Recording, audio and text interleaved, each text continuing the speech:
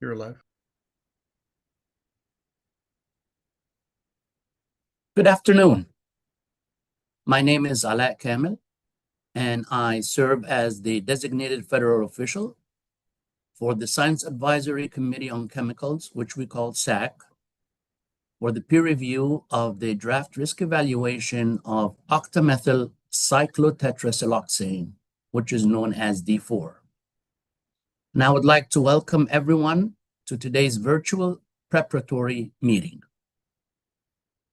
As the designated federal official, or we can say DFO, for this meeting, I serve as a liaison between the peer reviewers and the agency. Also, in my role as a DFO, a critical responsibility is to work with appropriate agency officials to ensure that all appropriate ethics and regulations are satisfied. In that capacity, reviewers are briefed on the provisions of the federal conflict of interest laws, and each reviewer has filed a government confidential financial disclosure report, which has been reviewed to ensure all ethics requirements are met. This is a preparatory meeting, and it is focused on the scope and clarity of the charge questions. We will not be discussing the draft risk evaluation documents under review during this meeting. We would like to thank the public for attending and for providing public comments. We have 6 public commenters who registered to make, brief comments related to the clarity and scope of the charge questions, of the draft charge questions. The agency appreciates peer reviewers' time and diligent work in preparing for this meeting and the public for attending and sending their comments. Please be advised that agenda times are approximate. When the discussion for one topic is completed, discussions for the next topic will begin afterwards. I also wish to thank my EPA colleagues. Can we bring the acknowledgement slide, please? And all the branches and divisions who participated in the preparation of this peer review. Our new name of the branch here has changed, and the new office that we are under, that we work under, which has also changed into the Office of Mission Critical Operations, and the branch is the Science Advisory Committee's branch.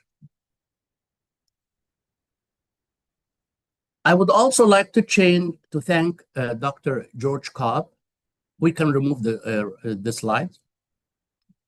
We'd like to thank Dr. George Cobb for serving as chair for this committee for the meeting. I also want to thank the members of the committee, ad hoc reviewers, and the public for attending this important meeting. We appreciate the time and effort of the committee members in preparing for this meeting, considering their busy schedules. Now, regarding the meeting operations, we will ensure adequate time for the agency presentations, the public comments, and peer reviewers to discuss their questions with agency presenters and public commenters. The meeting is being recorded, webcasted over the internet via YouTube and by teleconference or for audio. There is a public docket for this meeting in regulations.gov. And the docket ID is EPA HQ OPPT 2025-1610. Copies of all meeting materials and public comments will be available in this docket. We posted a draft agenda for this meeting and the agenda for the SAC meeting that will be held tomorrow on regulations.gov under the same docket number. Keep in mind, this meeting is only for points of clarification regarding the charge, not for reviewer or public discussions of technical information or the peer review documents. Again, I wish to thank the reviewers for your participation in today's meeting. I will turn it over now to our esteemed chair, Dr. George Cobb, to introduce the committee members and ad hoc reviewers. And we may also present the agenda slide as a background. Thank you, Dr. Dr. Kamal. You're welcome. So my name is George Cobb. I'm a professor of environmental science here at Baylor University. I'm an analytical environmental chemist by training, and that probably should cover it for me. So now we can go to our other committee members. Dr. Apte. Hi, my name is Udayan Apte. I'm a professor in the Department of Pharmacology, Toxicology, and Therapeutics at the University of Kansas Medical Center. My research is on liver toxicity, and my expertise is in human health assessment. Thank you. Dr. Baker. My name is Marissa Baker. I'm an associate professor in the Department of Environmental and Occupational Health Sciences at the University of Washington in Seattle. My background and expertise is in industrial hygiene, exposure assessment, and occupational health. Thank you. Dr. Chason.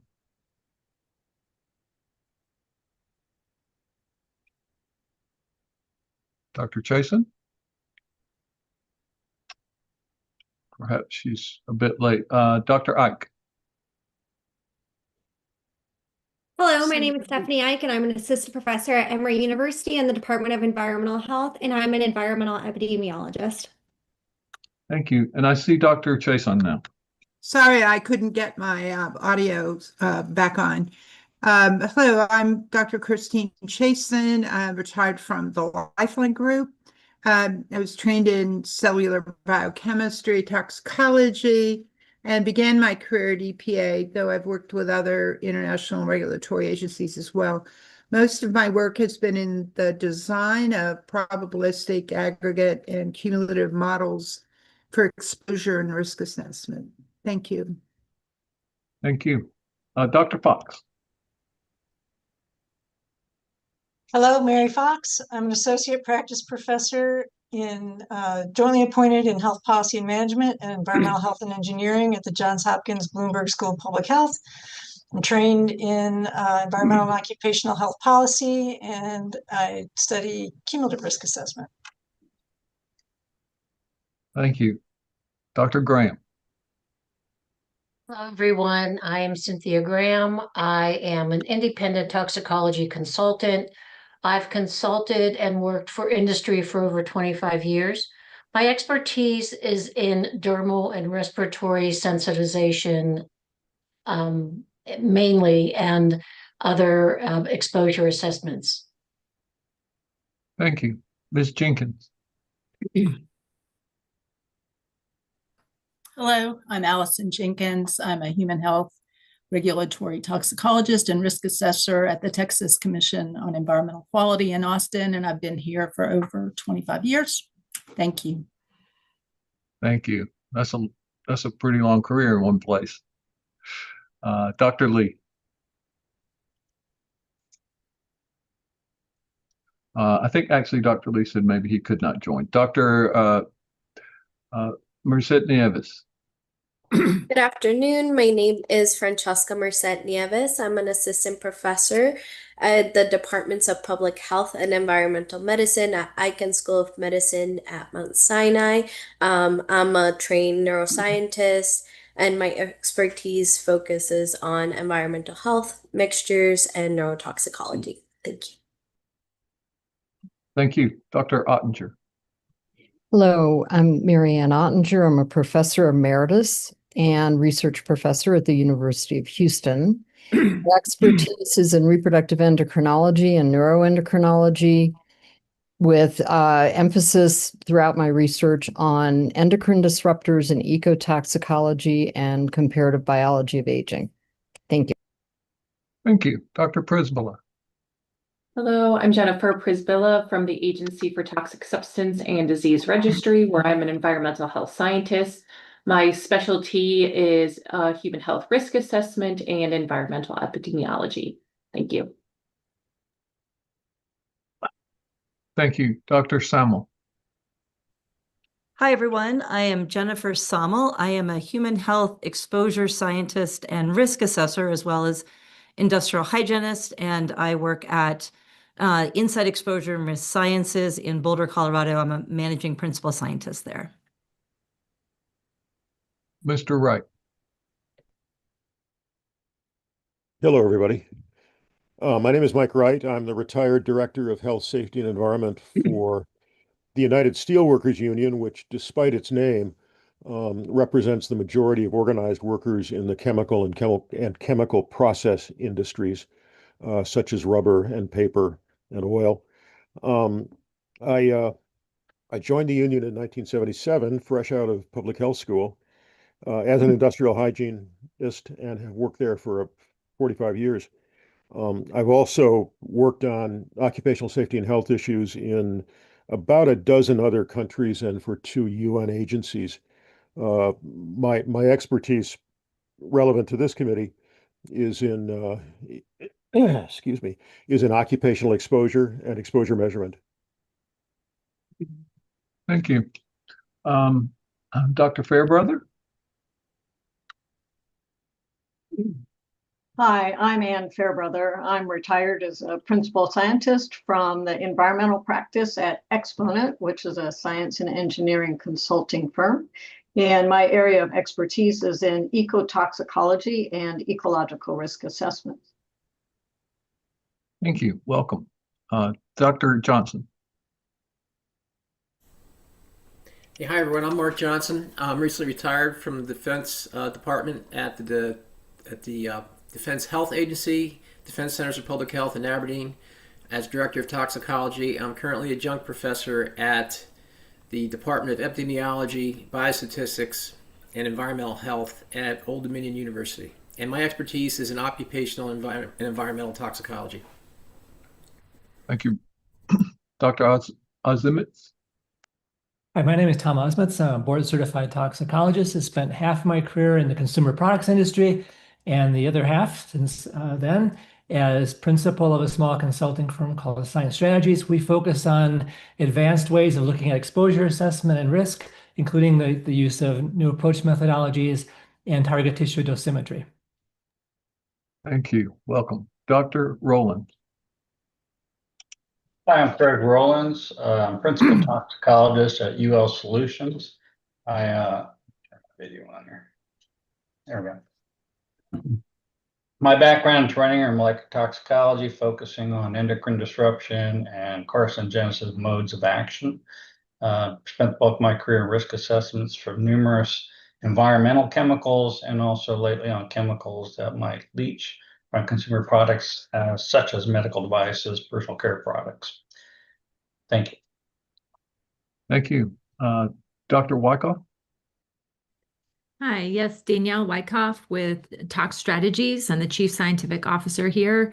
Been with the firm since 2008. My background's in toxicology and risk assessment, and I practice in particular systematic review and evidence-based methods for facilitating risk assessment. Thank you.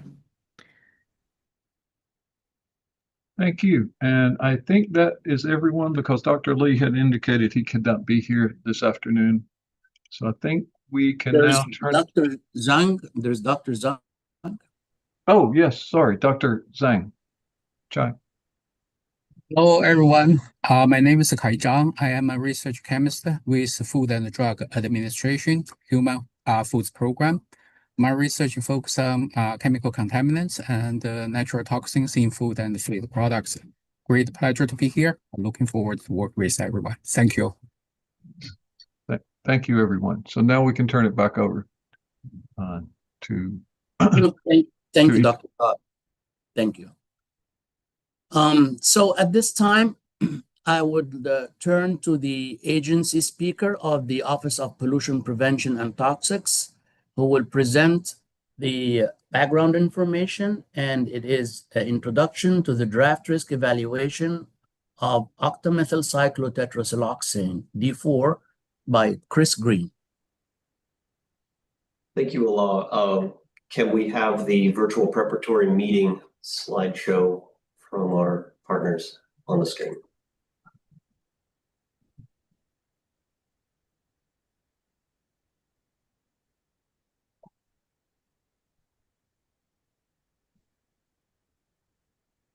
Do we have that presentation?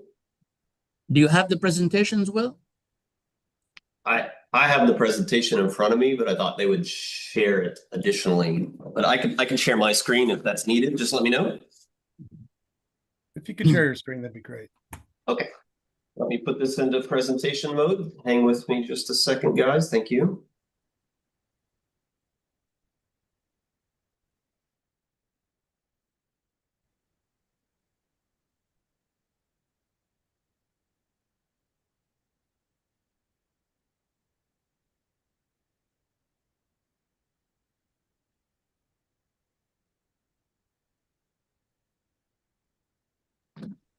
Thank you very much for that. My name is Chris Green. I'm with EPA, Office of Pollution Prevention and Toxics, Existing Chemical Risk Assessment Division. We don't see the screen. We don't see the presentation. Oh, hold on. Share. Yeah. Apologies. It's coming now. Okay, thank you. Again, apologies for that. Thank you. We'll begin by providing a bit of background on D4 and the history of the EPA's assessment of D4.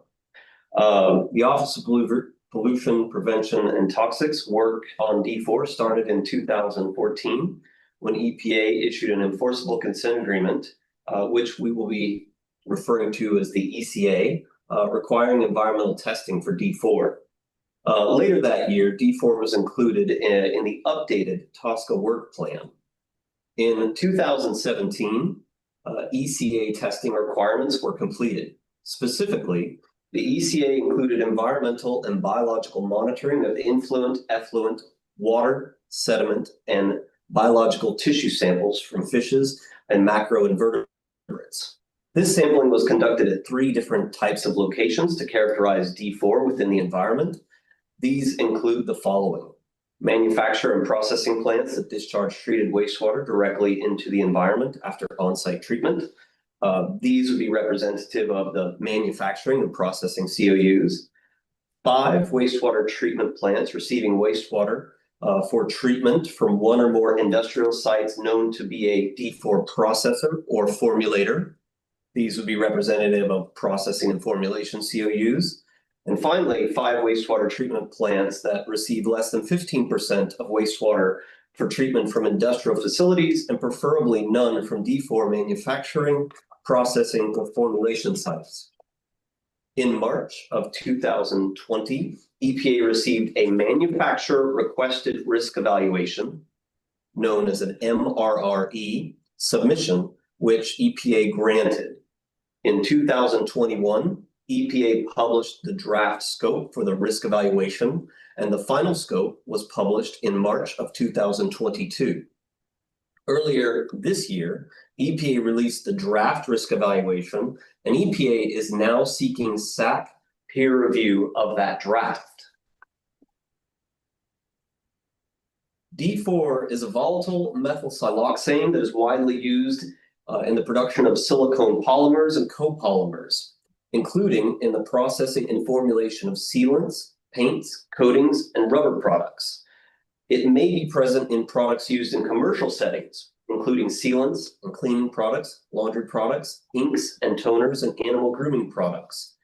It can also be present in some consumer products, including sealants, cleaning and laundry products, and plastic and rubber products.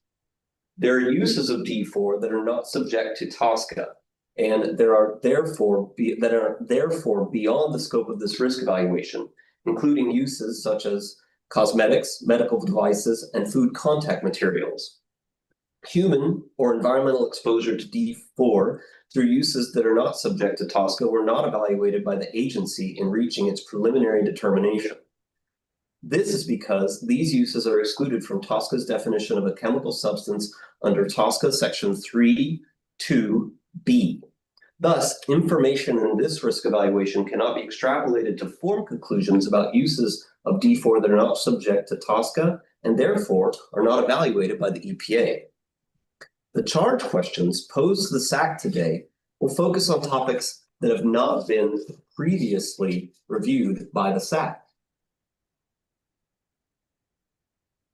The following diagram is a document map that demonstrates the components of the D4 risk evaluation and its technical support documents.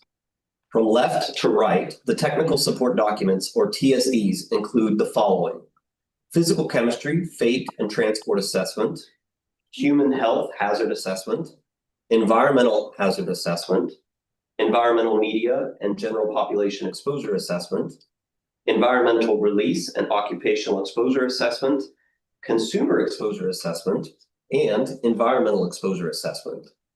The integration of these TSDs is reflected within the draft risk evaluation represented on the right-hand side of the screen. The dockets associated with peer review are EPA HQ OPPT 2025-1610, while the D4 overall docket is 0443. This concludes at this time our presentation, and we can move on to the next agenda item. Allah. Thank you, Chris.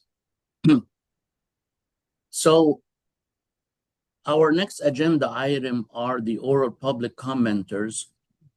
Are they in the room already, Kurt and Will? Are any of the oral commenters present, public commenters? I'm checking them. Allah.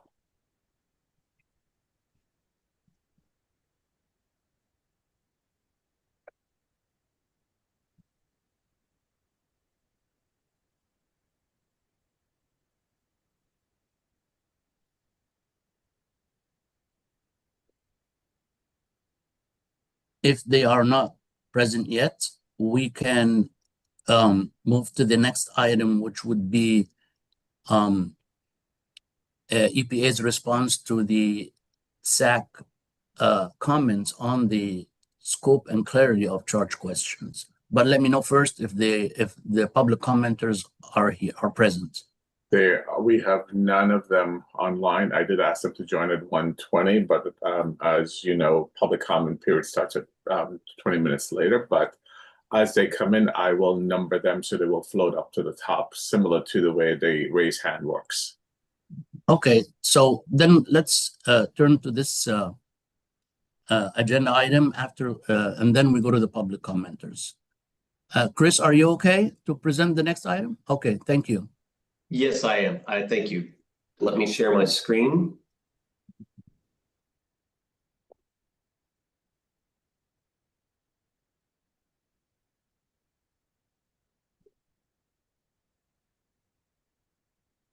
Okay, I'm sharing my screen now and wanted to present a summary of SAC and public comments on charge question, along with synopsis of EPA's responses. EPA received comments from the SAC on the scope of charge questions, particularly related to elements of the analysis reviewers thought might need deeper consideration and more direct quantitative assessment.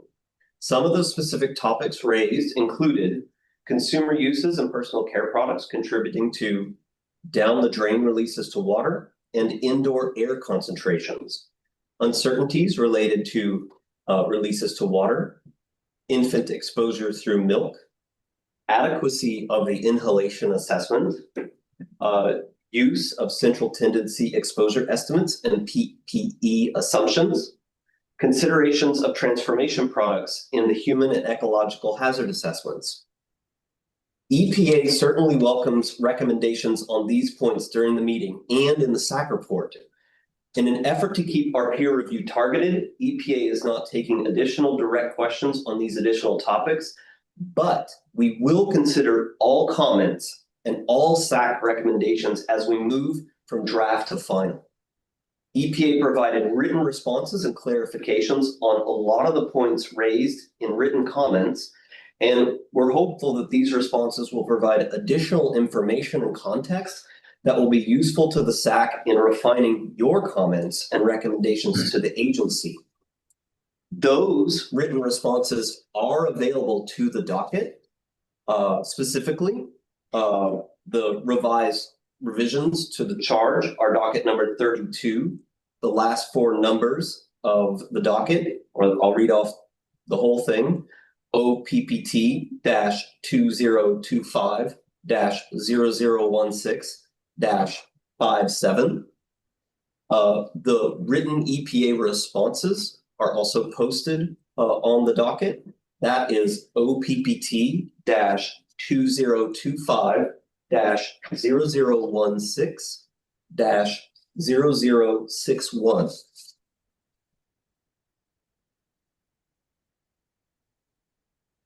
In addition to those broader questions on scope, there were several comments focused on corrections or clarifications needed in specific charge questions or parts of the assessment.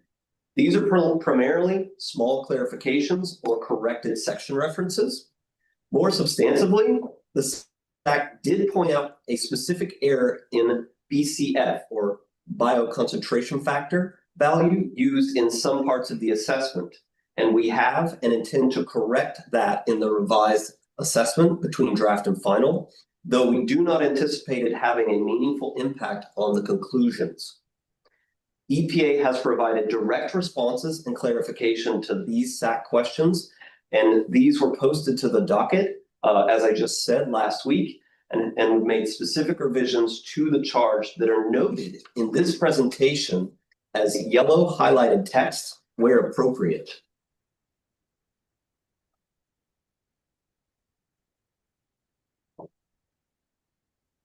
Most public comments include, but were not limited to, providing information, advice on SAC relevant to specific charge questions to make risk management recommendations. Some public comments recommended additional charge questions or changes to the scope of the questions. One comment on a specific revision needed to charge question 2 is as follows, quote, observations in earlier D4 range finding studies indicate that aerosol, pardon? Thought I heard something. Aerosol formation appears to occur at certain high temperatures, end quote. This has been corrected to, quote, observations in earlier D4 range finding studies indicate that aerosol formation appears to occur at certain high concentrations, end quote. Finally, revisions to the charge question are reflected in the final charge questions posted to the docket and the charge questions included in the meeting agenda. The following specific revisions were made to the charge. Charge question 1, corrected section reference to PBPK. Charge question 2, corrected wording on aerosol formation. Charge question 5, expanded to add more context for the question regarding sediment concentrations. Again, specific changes have been noted in the following slides in yellow highlight. That concludes that section for my presentation on that before reading of specific charge questions. Thank you. Thank you very much, Dr. Green. And do we have the public commenters in the room now? Excuse me? We have one on John Arnott. He is listed further down, about 10 down, and that I can unmute his microphone if you'd like. Okay, so do we have John Arnott? Are you present? Okay, here you are. And we're going to introduce John Arnott, our first public commenter. We're going to go in alphabetical order. And he is from ARC, Arnott Research and Consulting Incorporation, and this is in Toronto, Ontario, Canada. Dr. Arnott. Thank you for the opportunity to provide comments and questions regarding the draft risk evaluation report. My name is John Arnott. I have a PhD in environmental and life sciences and a master's degree in environmental toxicology. I am the president of ARC, Arnott Research and Consulting, and an adjunct professor at the University of Toronto in the departments of physical and environmental sciences and pharmacology and toxicology. I have 25 years of experience in developing and evaluating methods to support chemical evaluations for ecological and human health. I have the privilege of working closely with scientists and regulatory agencies, academia, and the business community in North America and Europe to improve exposure methods for ecological and human health assessments. I am presenting on behalf of SEHSC, but the comments here are my own. My first comments and questions relate to charge question 3 on the use of chemical data reporting, CDR, production volumes in the environmental release scenarios. It is unclear to me how or why national production volume data are being applied to predict environmental concentrations at specific sites. Specifically, how are national production volumes being scaled for the various conditions of use modeled scenarios? Second question, if higher tiered site-specific quantity and use data are available from CDR, why are these values not being used directly to model site-specific emission estimates for each condition of use? My next comments and questions relate to charge question 4 on the number of release days used in the modeled environmental releases. The charge question itself is unclear to me. More appropriate questions for SACC review might be, 1, given known conditions of use at D4 production and manufacturing facilities, are the Monte Carlo high-end release day assumptions justified? Second question, should EPA rely on modeled Monte Carlo release distributions instead of using chemical data reporting values directly? My final comments and questions relate to charge question 6 on uncertainties associated with releases to water. EPA has acknowledged that it lacks sufficient information to determine whether these release scenarios actually occur. Given this, question 1, should the draft risk evaluation rely on purely hypothetical release scenarios to calculate risk quotients? Second question, should EPA use hypothetical, unevaluated model predictions to derive risk quotients when worst-case scenarios and sites were already identified and agreed upon in the enforceable consent agreement between EPA and the industry? Thank you for considering these comments and questions for scope and clarity. Thank you very much, Dr. Arnott. And now, before we go to the next presenter, I just wanted to point out for everyone who have their hands raised that after the public comments, we're going to open for questions on EPA presentations and on the public comment presentations. So the next presenter is Dr. Wolfgang Dekant, and he is from University of Würzburg in Würzburg, Germany. Dr. Dekant. Thank you. Can you hear me? Yes, we can. Okay, thank you. My name is Wolfgang Dekant. I'm a retired professor of toxicology from the University of Würzburg, Germany, and I have been active in a number of scientific advisory groups in the European Union and internationally, and have published several reviews on toxicity of cyclic siloxane. The document here is presented in cooperation with Dr. Thomas Kollnott, who has been working as a toxicologist in the chemical industry for 15 years and is a private consultant for the last 10 years. My point is addressing charge question 2A, which is clearly formulated, but in our opinion, too narrowly scoped, and the committee should explicitly be asked to evaluate it, whether the well-established rodent-specific mode of action for the observed decreases in uterine implantation sites, number of pups born, and live litter size renders this endpoint inappropriate as the basis of point of departure derivation for human health. Extensive mechanistic data demonstrate that these reproductive effects in rats result from a dopaminergic mediated suppression of the circadian timed preovulatory LH surge. that occurs during a narrow daily critical window. This control mechanism is unique to rodents, and in marked contrast to rodents, the pre-ovulatory LH surge in primates is triggered by ovarian estrogen positive feedback. It's not under circadian control and is not confined to a narrow daily window. Consequently, chemicals that block the pre-ovulatory LH surge in rodents via this pathway do not impair ovulation or fertility in primates or in women. Thank you for considering these comments. Thank you very much, Dr. DeCont.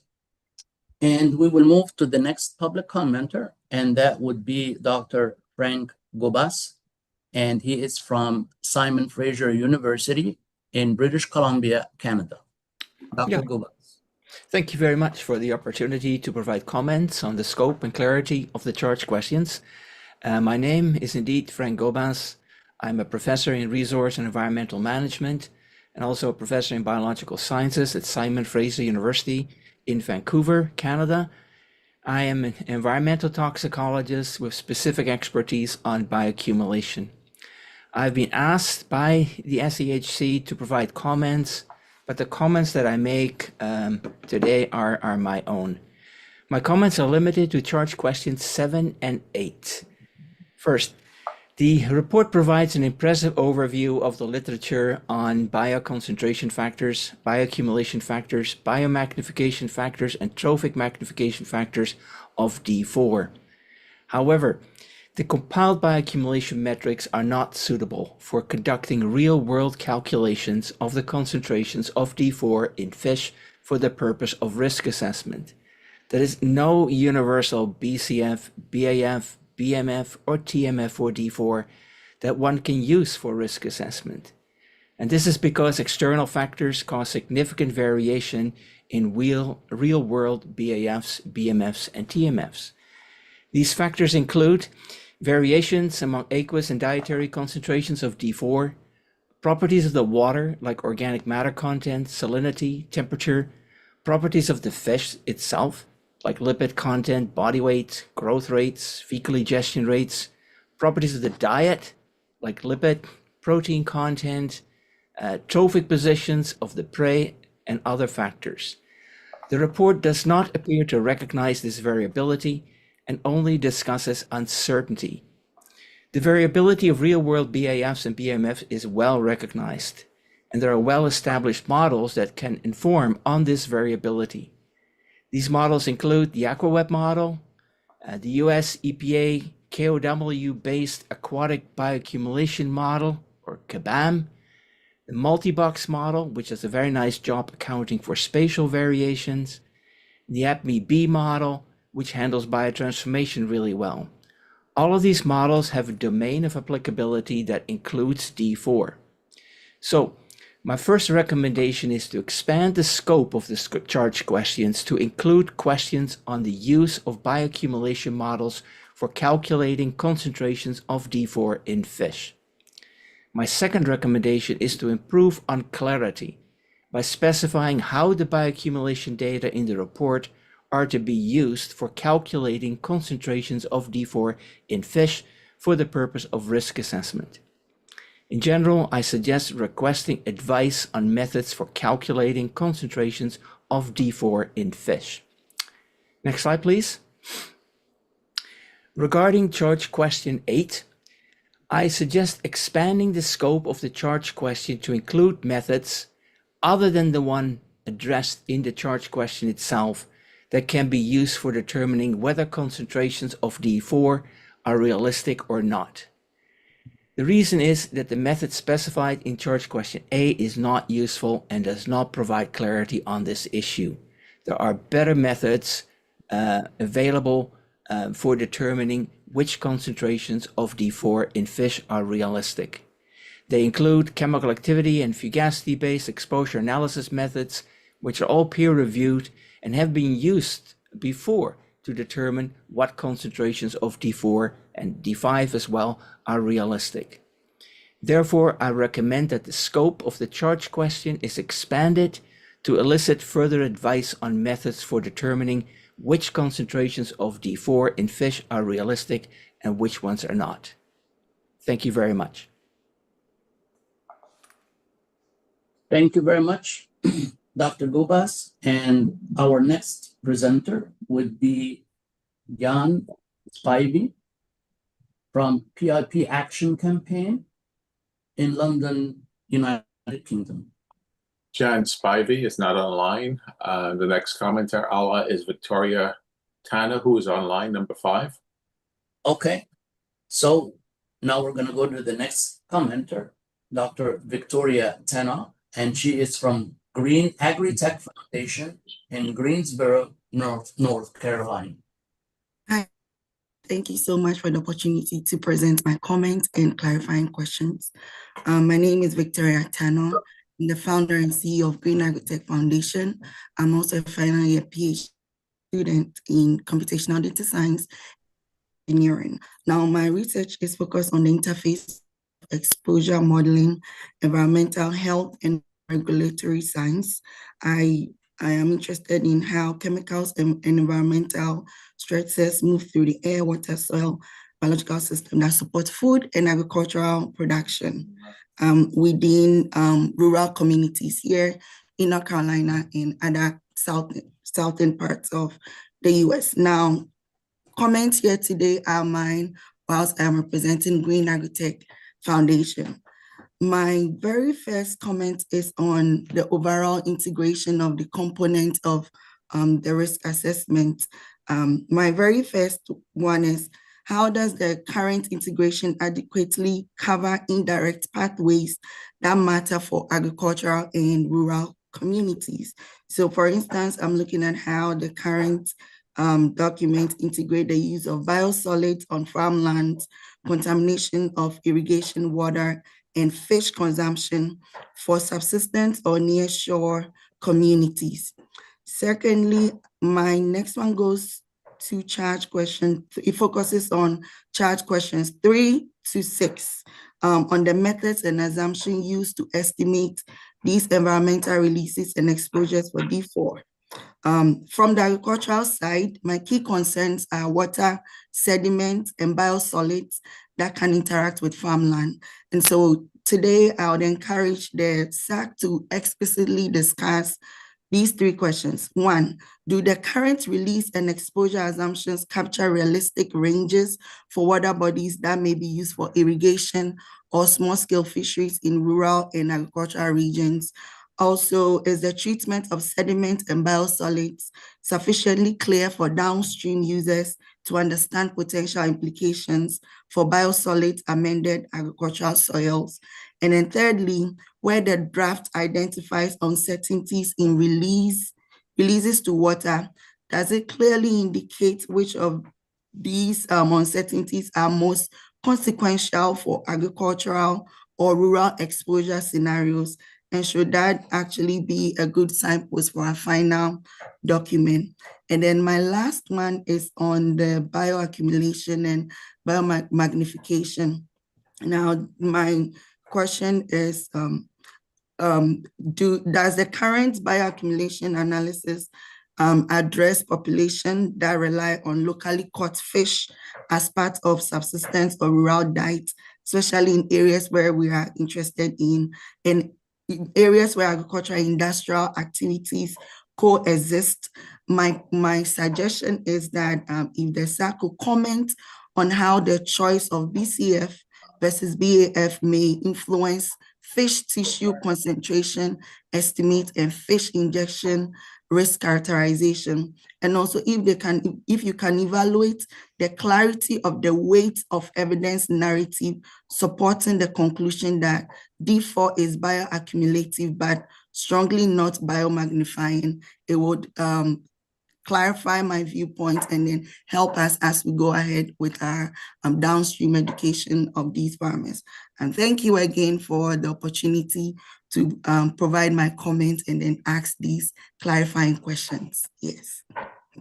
Thank you very much, Dr. Teno. And has our presenter, Jan Spivey, arrived or he's not here yet? No, there are no additional commenters. No, and Dr. Kent Woodward, he's not here either? No, correct. Dr. Woodburn is not here. Okay. So these were the last two commenters. And now we will move to the next item, which will be a discussion and any questions that anyone has for the EPA presentation and for the public commenters. And I see Dr. Christine Chason's hand on, please. You have a question? Yes, thank you. I was wondering whether the presenters, particularly Dr. Arnaud and Gobas, will be submitting a written, more detailed. I know that this was only possible to give a summary in the public presentation, but will your written comments be more detailed exactly on the points that you made, including any kind of references or examples? Well, I know that they have submitted written comments, and they Dr. Kamel, I've read their comments as submitted, but I think their presentation, for example, Dr. Arnaud's discussion about the alternatives to release days. I know that was a simple summary, but I'd be interested in the details to those comments. That's limited. So can Dr. Arnold reply, or? Hi, I'm Yes. here. Mm-hmm. Thank you for the questions on my comments and questions. I guess specifically to charge question 4 on the number of release days. I guess what I was hoping maybe the review committee could look at, or the charge questions could be more specific, would be to see if these Monte Carlo high-end release days, the assumptions used in the models, are justifiable, maybe by looking at the reported data directly as a comparator. And I personally just had a hard time understanding what the values were when looking at the report and appendices. So I was just wondering if that could be more clear, and if possible, the question for the SAC might be more directed to using reported data to either use directly for emission scenarios or to corroborate the model predicted Monte Carlo high-end values that are used. Yeah, I'm asking if you're going to be able to present in written form some of that. Good question, Dr. Chason. There's a limited 5-minute time frame, and so I condensed these questions and comments within that time frame. If there's an opportunity, I could perhaps expand upon that. I'm just not sure of the process. You have the right to submit a written expansion. Okay. Thank you for asking for some further questions there. Appreciate it. Okay, before we continue the questions, and thank you very much, Dr. Arnold. I see that Dr. Woodburn arrived, and let's listen to his public comment, and then we continue the questions after his oral comment, so that we can include him in the questions. Are you ready, Dr. Kent Woodburn?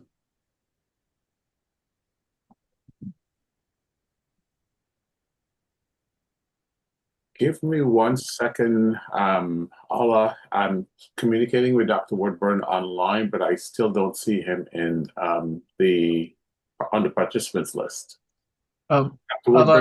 This is George Cobb. While we're waiting, Dr. Gobas was trying to respond to Dr. Chason's question. He also had a response. I think she directed her question to at least 2, if not more, of our. Right.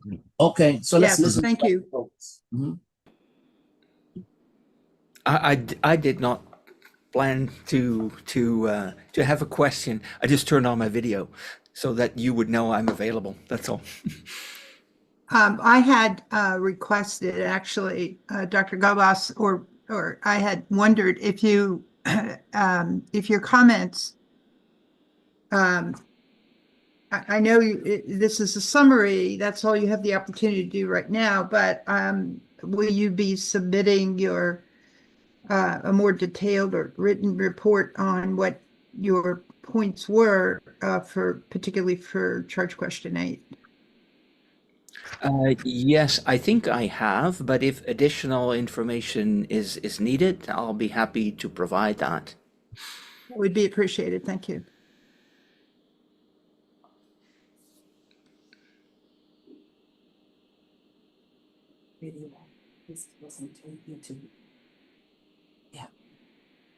Okay. Any new news from Dr. Woodburn? I have not gotten a response back. Okay. So, okay, then we will keep going. And I have Dr. Marianne Ottinger. She has a question.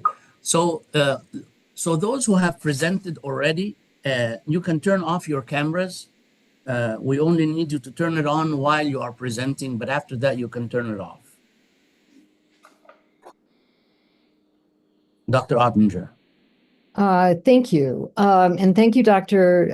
DeCant, for your comments. I'm also asking for additional information in your written comments, and I'd like particularly clarification about the distinction you're making in the preovulatory LH surge induction in rodents and primates, as well as how you link that to the implantation sites.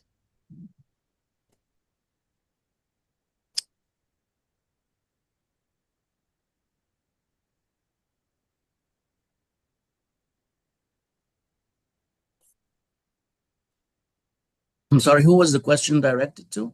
Dr. Wolfgang DeCant. Are you with us, Dr. DeCant? Yes, here I'm here. Okay, all right. I just need to turn on my video and the video cannot be started. Anyway, can you hear me? Yes. Okay.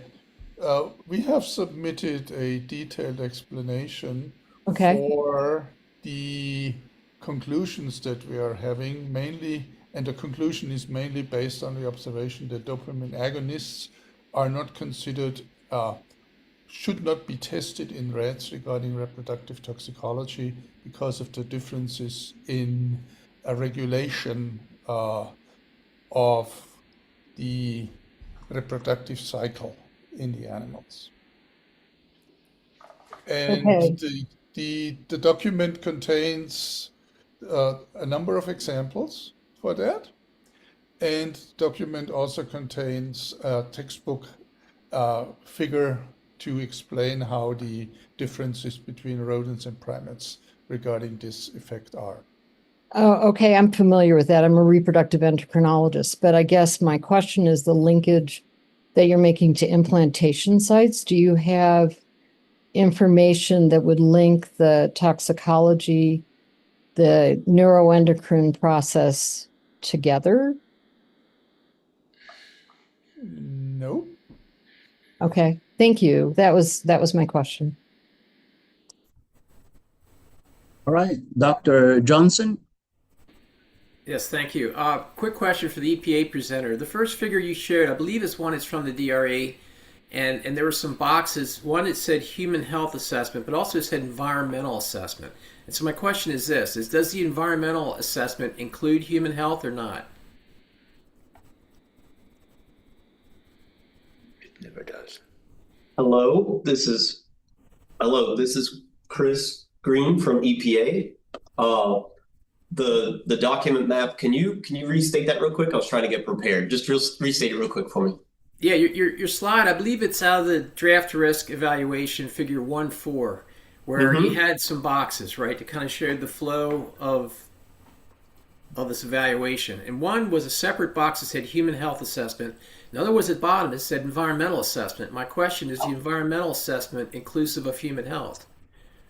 No, so in terms of components, and I can share this on the screen for better clarity, or you could look at the thing that 1-4, the two boxes. There's the human health hazard assessment and the environmental hazard assessment.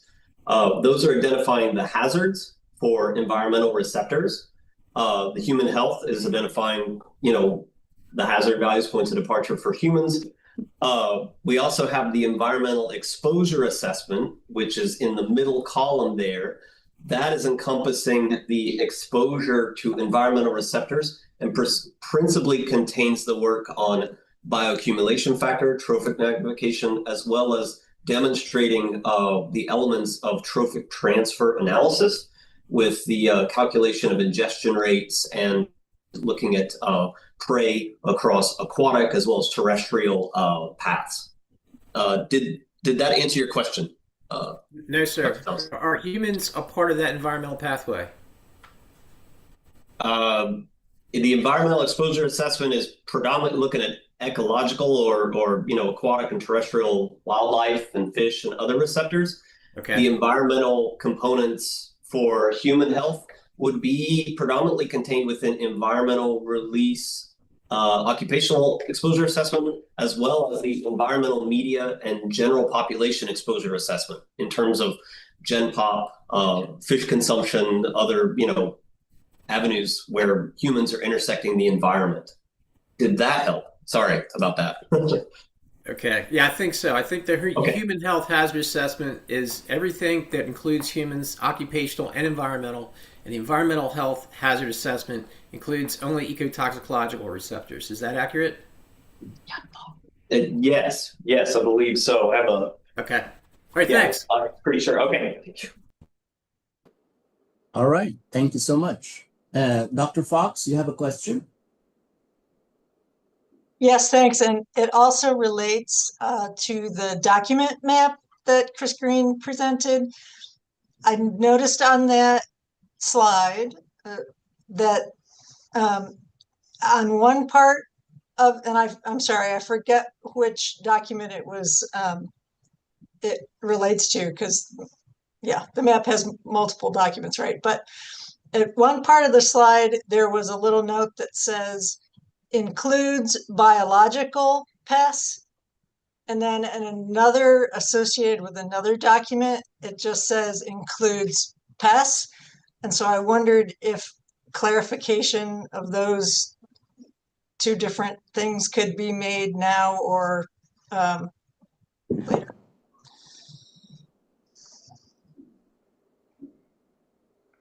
That's so bad. I got your question, Dr. Fox. So across the document, the includes pests is actually broken across biological pests as well as exposure pests, and then the integration of biological and exposure elements of pests. Those elements are integrated into the human health risk characterization section within the draft RE, and includes pests as a whole, looking at both the biological aspects of pests and the environmental aspects of pests. Okay, thank you. Thank you. All right, thank you very much. Dr. Cobb, you have a question? Yes, thank you. So comments and questions. First, in this background document, the D4 monitoring final report is only aquatic. So it does help support a scientifically robust environmental risk assessment, but it really supports a robust aquatic risk assessment. It does not address any other mode of exposure that could be. I guess fish ingestion as well through the bioaccumulation, but it does not address soils. It does not address air. The other part, the next paragraph, talks about this document dealing with exposures to workers, consumers, and the general population. That is marginally correct. It omits very many things that are not, there are very many things that are not included here.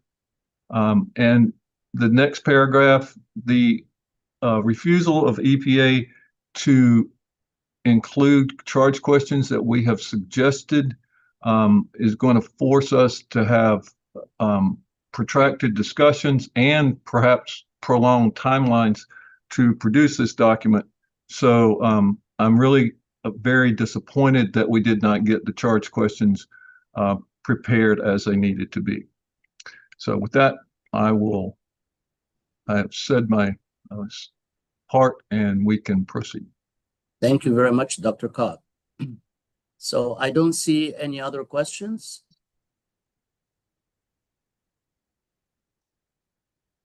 Then I will ask again if Kent Woodburn or Gian Spivey have joined.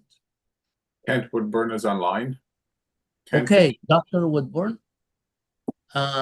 He is. Hi, I was finally able to find you on Zoom, so my apologies for being late.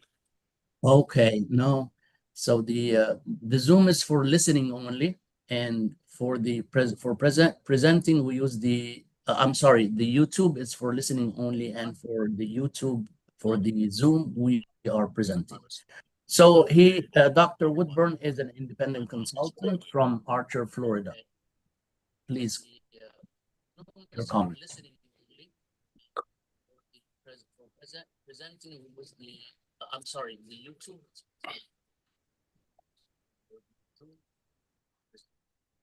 So Dr. Woodburn is ready?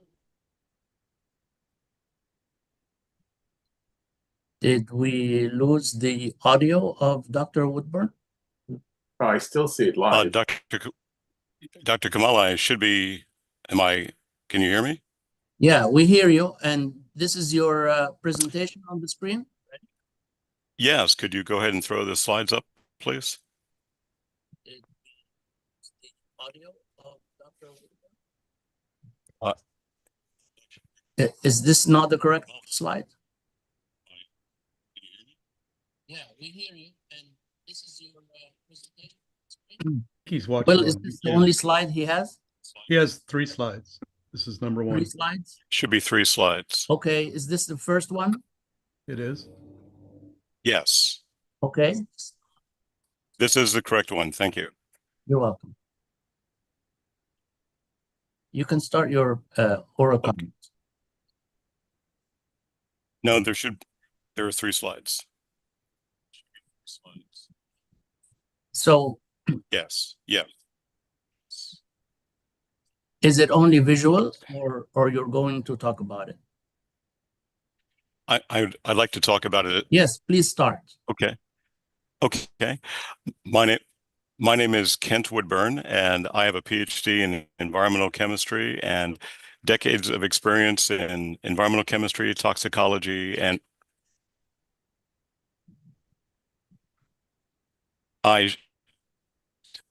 Yes, please start. Yeah. Okay. So there is some difficulties with the audio. I'm sorry, Dr. Kamel, this is Excuse me. Tamu. There is someone with background. Well, Tamu, he has his YouTube browser open Yes. on that tab. Yes. Okay. oh, okay. I will go ahead and close that.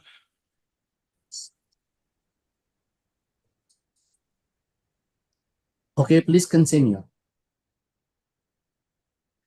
Okay, is this better? Yes. Okay. As I was saying, I have a lot of experience, 30 years of experience with Dow Corning as well as Dow Chemical, and I have a number of years of experience with siloxanes, including D4. And my comments refer to charge question number 9. I want to thank the EPA for the opportunity to provide feedback and information regarding charge question number 9, and I'm providing this information for the SEHSC organization, but the thoughts and opinions expressed here are my own. Could I have the next slide, please?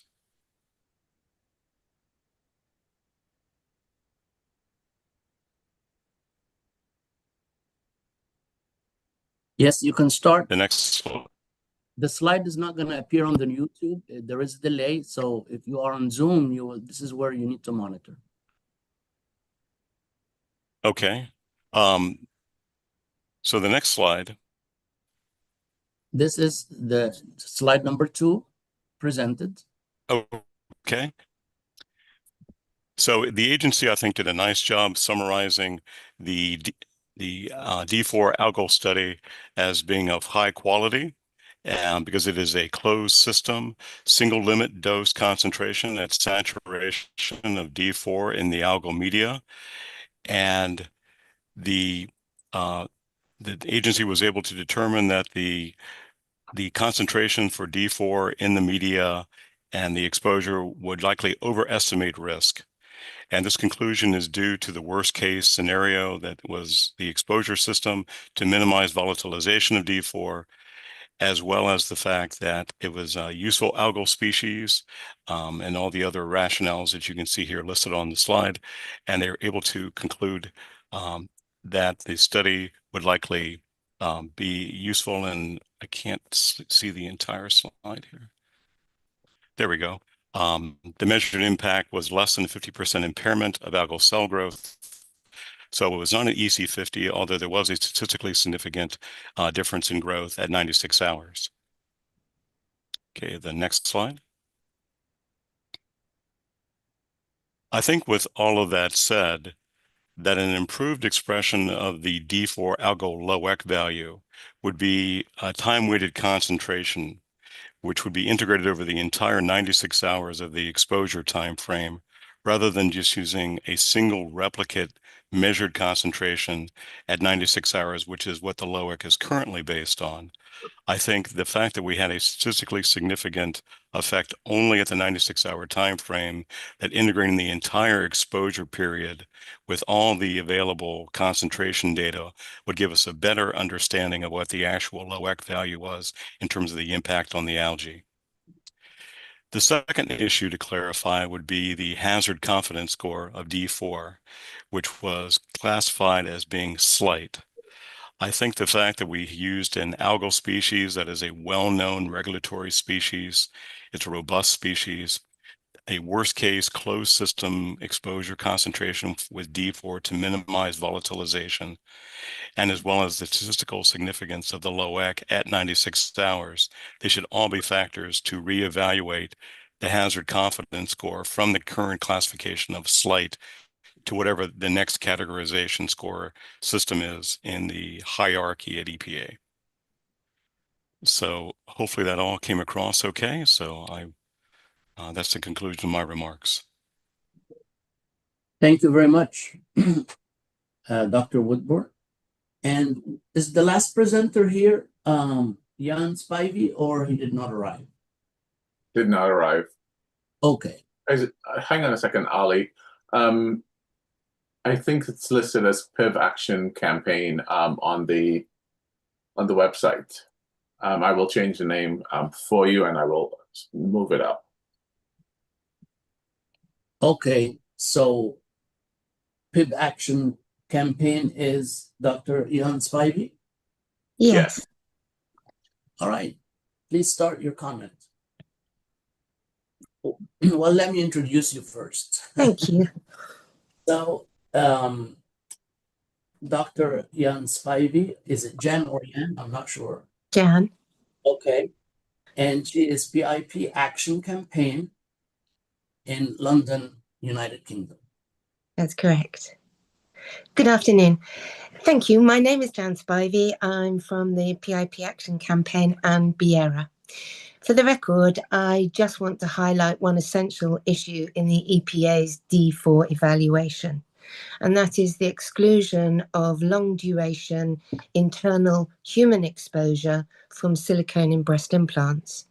Implants contain D4 and higher cyclic siloxanes at manufacture, release them through gel bleed, shell diffusion, and particulate shedding, and generate additional D4 in vivo through degradation of D10 and D12. Millions of women and their developing or breastfed children experience continuous internal exposure over 10 to 20 years. Under TSCA 3.4, this is a reasonably foreseen condition of use. Under TSCA 3.12, these women and children meet the definition of a PES due to greater exposure, life stage vulnerability, and biological susceptibility. International regulators, FDA chemistry files, and human tissue studies have documented migration of D4-bearing materials into capsule tissue, lymph nodes, blood, and breast milk. None of this exposure is currently reflected in the EPA draft evaluation. For the record, I respectfully note that a complete scientific review must incorporate these internal exposures and the populations affected by them. Thank you. Thank you very much, Dr. Spivey. And you were the last public commenter. And does anyone have further questions for the last two presentations?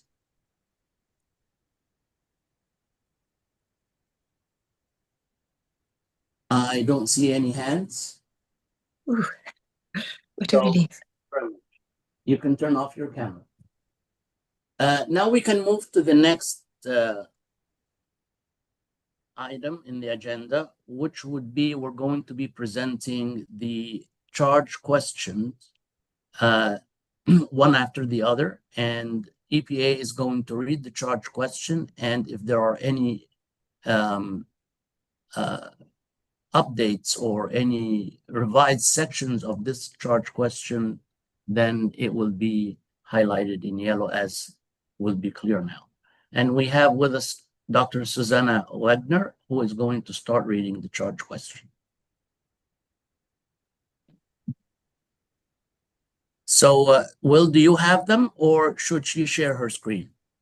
She should share her screen. Can you share your screen?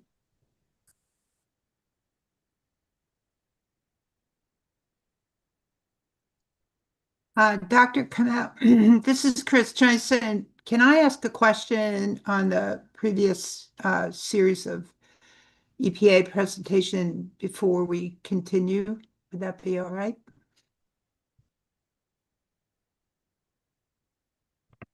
Sure, absolutely. I was muted. I'm sorry. All right, thank you.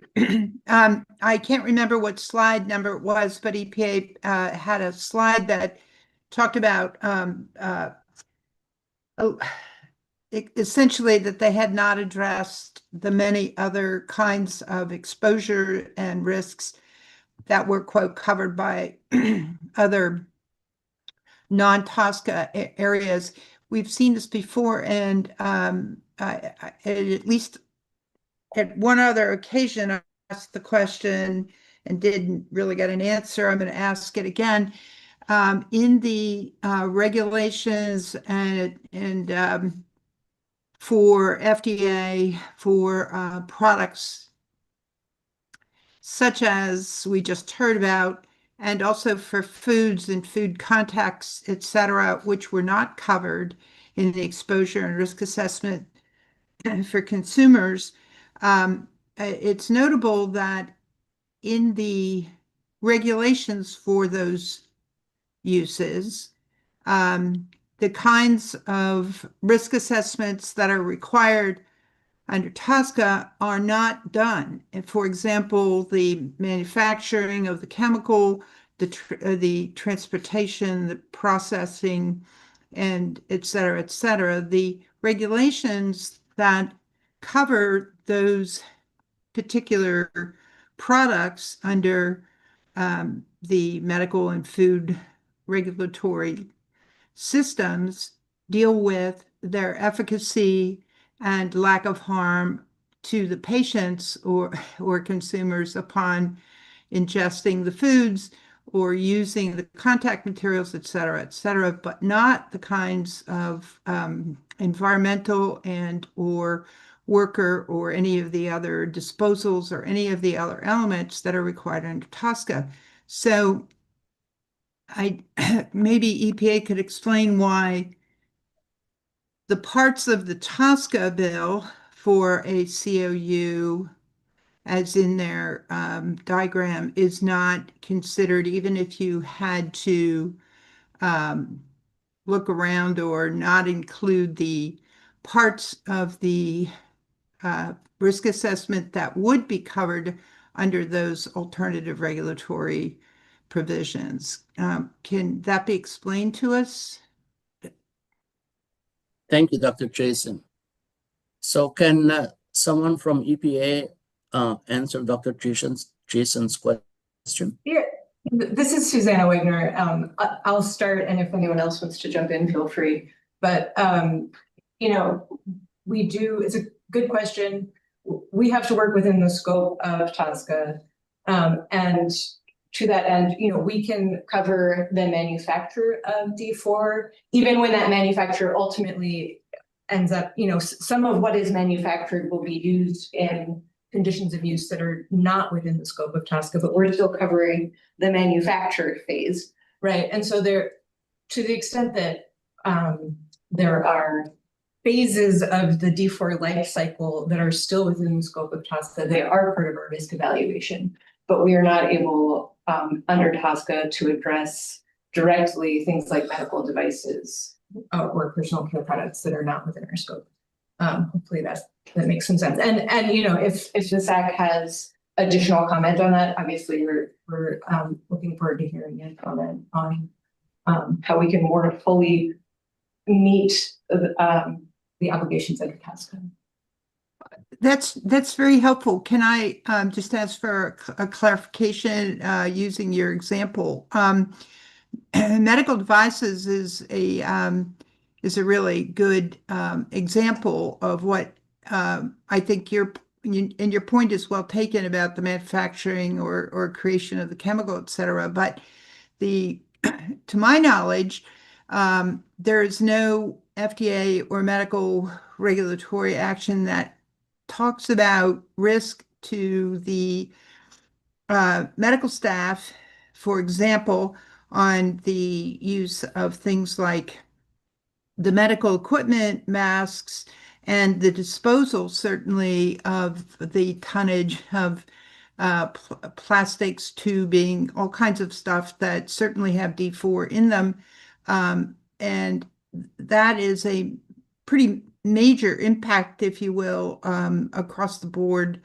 And that doesn't occur. I understand your point, and that may be well covered for creation of the chemical and even initial production, but it certainly stops there and doesn't cover the breadth at all of what is covered under TSCA. So it just appears to me to be an omission, a gigantic omission, I might add, that includes risks to tens of thousands of medical workers, as well as contribution to the environmental contaminant situation.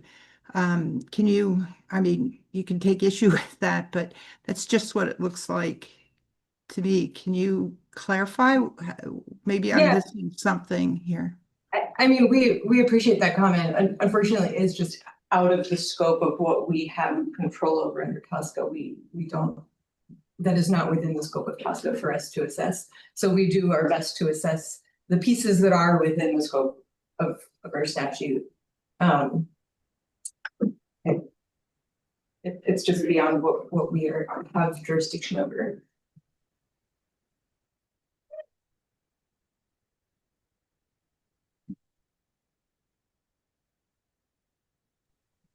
Okay, Dr. Jason, did you have your question answered? Well, I still, I mean, I appreciate having to eliminate the specific exposure scenarios which are covered under the alternatives that you're talking about as a right of exclusion. But it doesn't appear to me that any of those exposure or risk assessments actually exist within the regulatory mandates of the things that you're using to. So it still looks like to me that that there's just a huge omission, if you will, of things not covered by any other federal law but are now being used as an excuse, not an excuse, that sounds very pejorative, I apologize, as the reason for eliminating it under the TSCA. It looks like to me it is covered by TSCA is what I'm saying, at least in the parts that are not directly covered by the other regulatory exposure and risk assessment process.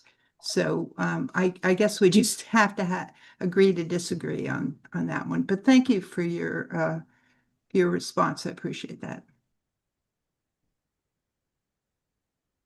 All right, thank you, Susanna, and thank you, Dr. Jason. So we were about to start going over the charge questions.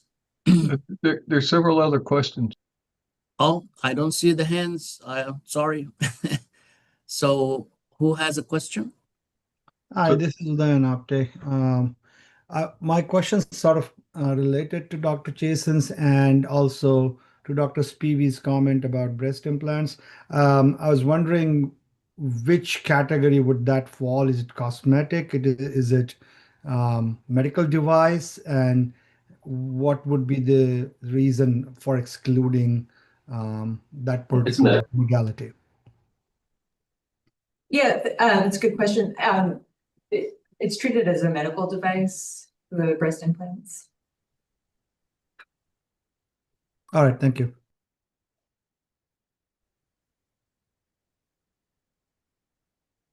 Okay, are there any other questions? Yeah, this is Mike Wright. I thought I put my hand up, but maybe I didn't.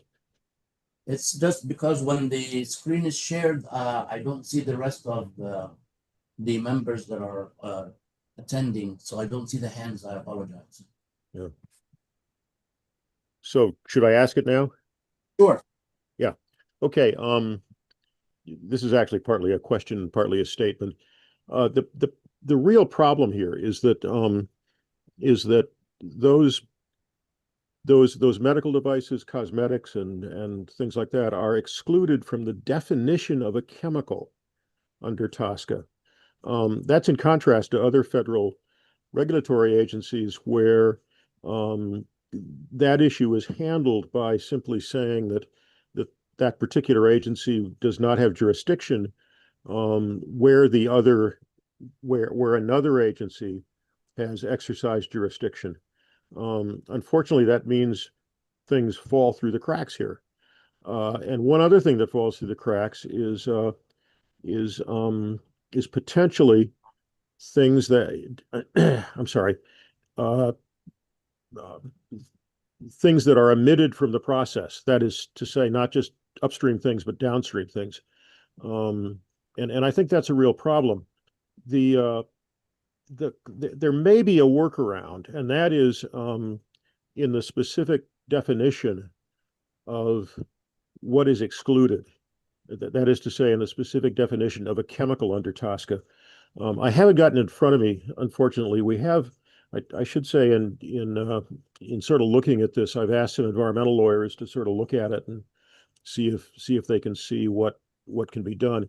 But one reading, at least, of the definition of a chemical, I'm sorry, the definition of a chemical with respect to what's excluded would seem to indicate that environmental problems downstream are not excluded.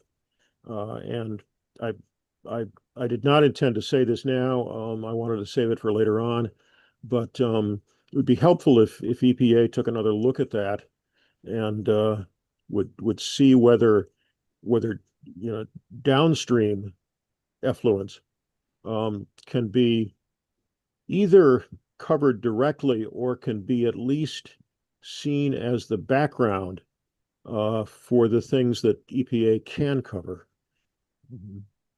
One other point, I'm not sure if the last presenter is still on, but I think, but I would hope somebody from EPA could contact her and let her know the reason for this. I would not want her to think that either this committee or EPA has simply ignored her issue. Thank you.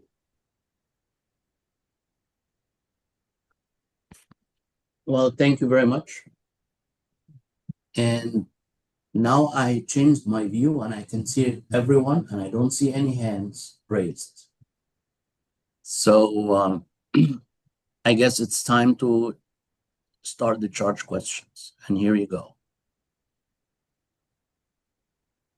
Thank you. This is Susanna Wegner, and I will be reading the church questions, starting with church question 1A and 1B. And I'll note that there's one edit made to this charge question. Just the section number that we're referencing was corrected. It was originally misattributing to a different section, but the proper section is now cited.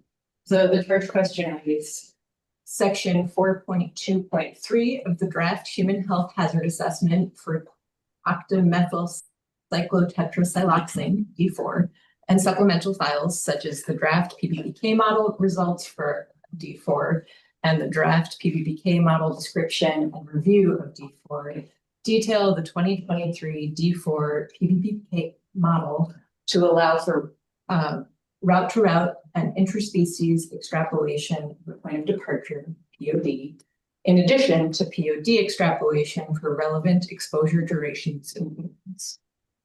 Question 1A, please describe the extent to which the model code and conditions reasonably perform input parameters to predict the model outputs. Question 1B, please comment on the strengths and uncertainties of the PBPK model and associated outputs related to internal dosimetry, animal to human extrapolation, route to route extrapolation, duration extrapolation, and POD derivation. Thank you for reading the question. Does anyone have any comments on the scope or clarity of this charge question?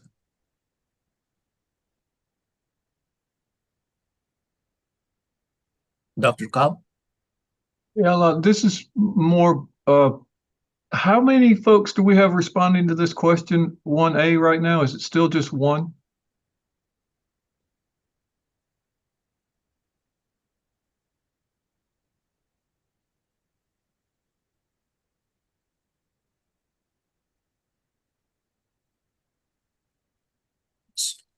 Dr. Kamal, that was directed to you. Do we have more than one person on the committee responding to 1A at this juncture? I'm not sure. I don't understand the question. Do we have more than one person responding? Dr. Lee was slated to provide response to this charge question. Is anyone else on the committee or ad hocs currently assigned to this charge question 1A? Well, anyone can comment on any question. Anyone of the committee, they have the opportunity to comment on any question. It doesn't have to be those who are assigned. That's not my question. Is Dr. Lee the only person assigned right now? I don't have an answer to your question. Okay. I believe that is correct, which means if that is correct and we only have one person, my comment here is we're probably not going to be able to adequately answer this question with only one commentor, but we will try. Well, as I mentioned, Dr. Cobb, all the committee, they have the opportunity, or this question is submitted to the entire committee, the SAC committee. We just send the committee asking their preferences on which charge questions they would like to respond to. And this is what we refer to as assigned. But again, these charge questions are directed to the whole SAC committee. Thank you.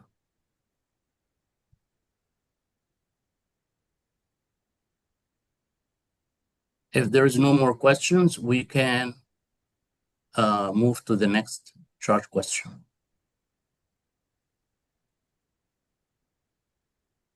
I see another hand.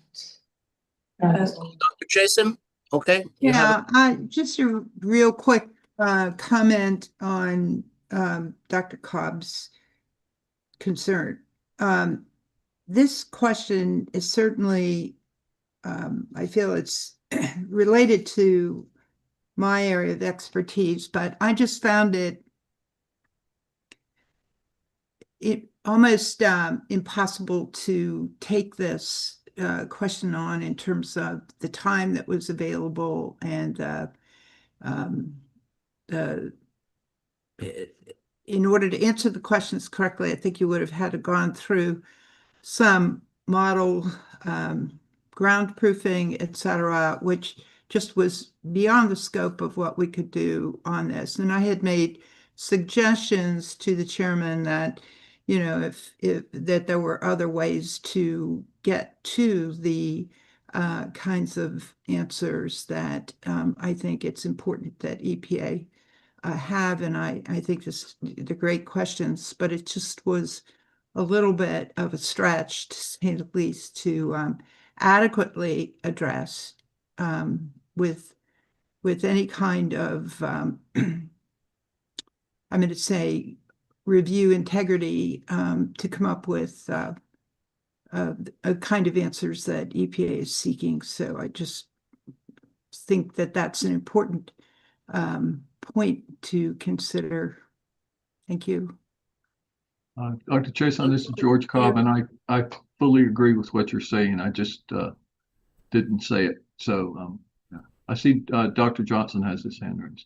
Sure. Yeah, Dr. Before Cobb, Dr. thanks. Johnson, before Dr. Johnson, I would just like to say that please, Dr. Chason, since this falls under your area of expertise, and if you find that you have any comment, please don't hesitate letting us know your comment. Thank you very much.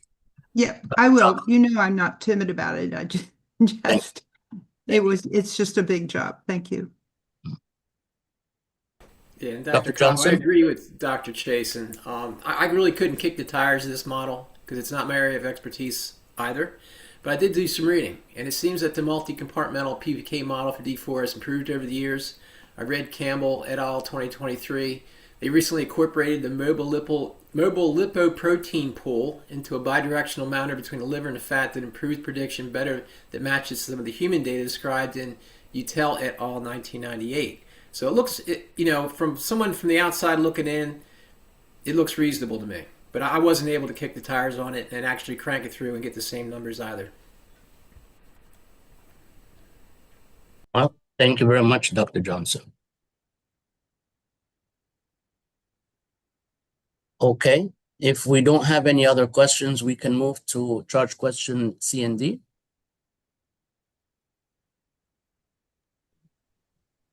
Great. This is Susanna Wagner. Charge question 1C. D4 is a volatile chemical, and available information suggests that thermal absorption of D4 is limited.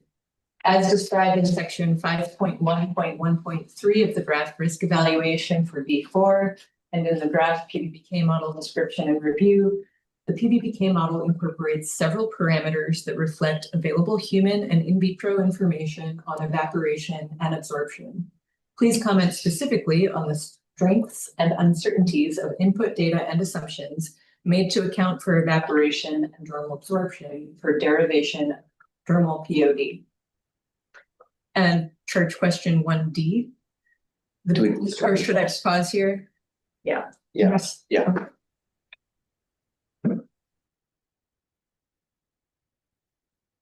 So any questions for 1C about the scope or clarity?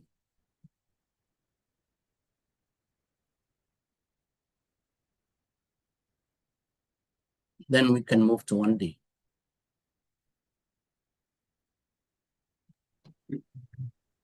Thank you. This is Susanna Wagner reading charge question 1D. The PBPK model is designed to model exposures in non-pregnant adults based on adult toxicokinetic parameters. The PODs derived in the PBPK model are also applied to assess risks to children in some consumer and general population exposure scenarios, as described in section 5.3.3 and 5.3.4 of the draft risk evaluation for D4. Please comment on the strengths and uncertainties of applying the PODs derived using the model for children in the D4 risk evaluation.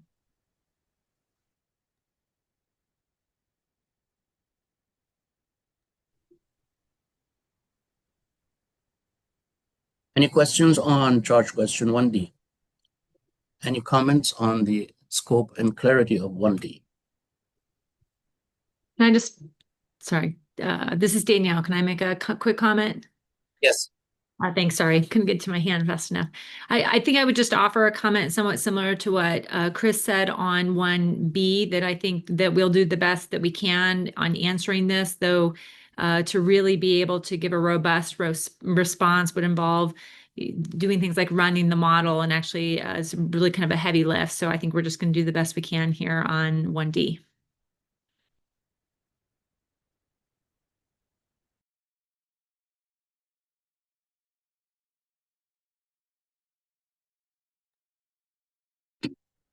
Is there any response from EPA? Thanks. Thank you for making us aware. I mean, we'll look forward to whatever comments you do have, and as long as you can state clearly in the record what limitations you had in your review, I think that will help. Got it. All right, thank you. Now the next section. Okay, unmute. Okay. All right, this is Susanna Wegner reading charge question 2. D4 exposure in laboratory animals has been shown to result in female reproductive and respiratory irritation. Charge question 2A. Within section 4.1 of the draft human health hazard assessment for D4, EPA identified decreased live litter size following inhalation exposure to D4 in 2-generation reproductive toxicity study as the primary basis for POD derivation. Please comment on EPA's selection of hazard endpoints and studies to support POD derivation.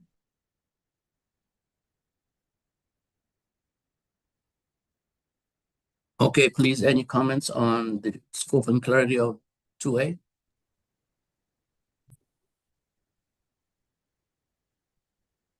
Yeah, hi, this is Udayan Apte. One of the questions I had about this entire charge question really is sort of lack of evaluation for mode of action, mechanism of action, which is a pretty critical process in this charge question. And there's no discussion of that, and that's a bit concerning.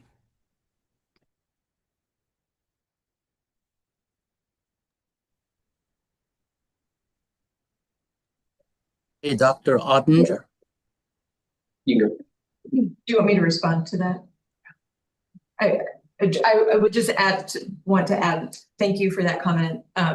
You know, we'll look forward to comments like that from the SAC. I mean, if there is a change to the charge question required, that's useful, but it sounds like that's a comment that the SAC will want to make during the meeting. That's what I'm hearing. So we'll look forward to that.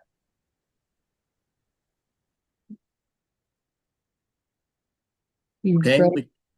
Okay. Do you want me to go ahead? Yes, please.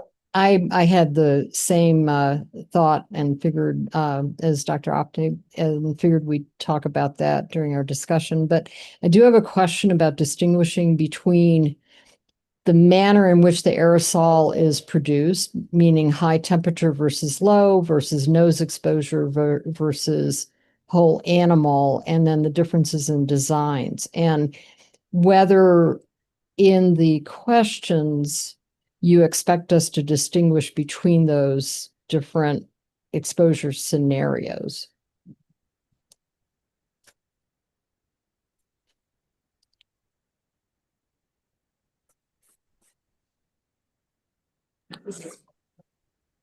I'm so sorry. Can you repeat? Okay. The main question I have is that some of the aerosols are produced at high temperature versus not, and the exposure scenarios are variable. Obviously, the experimental designs are all over the place too.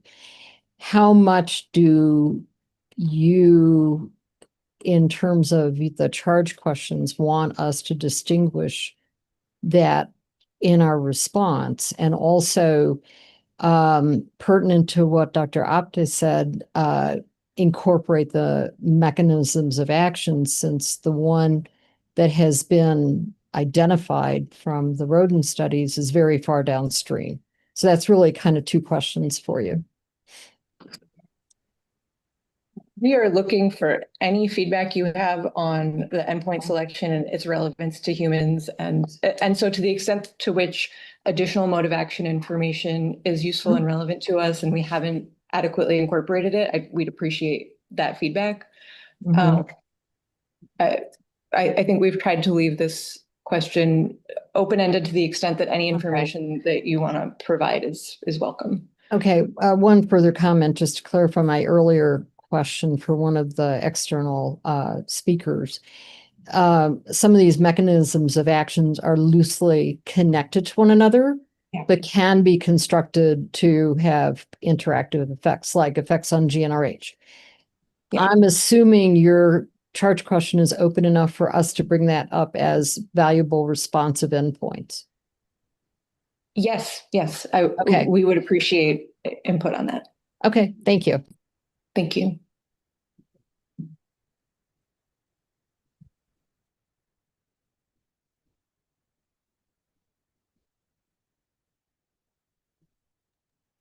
It looks like Dr. Cobb has a question. Yeah, thank you. And I realize that Dr. Kamal can't see this when the share screen is up. So my question is more of a comment. This is exactly where the committee wanted to see the exposures to humans addressed more fully. This is the only place we see the human health assessment, hazard assessment mentioned. So I'll mention it here. There are many aspects that we will be commenting on relating to inhalation and to broader human health exposures in this review over the week. Thank you. Okay, thank you. All right. Thank you, Dr. Cobb. Are there any clarifications for charge question 2?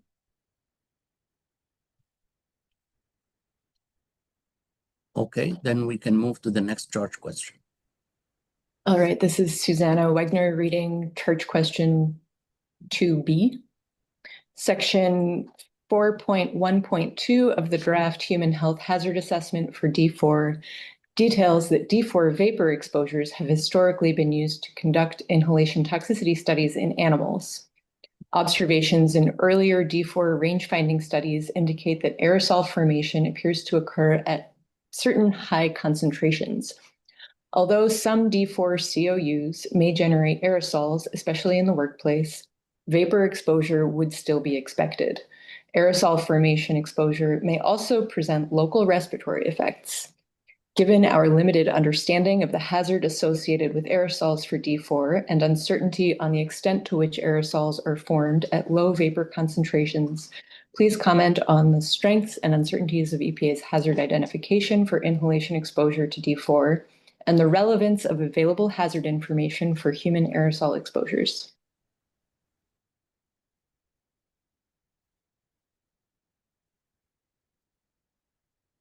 Okay. Any comments?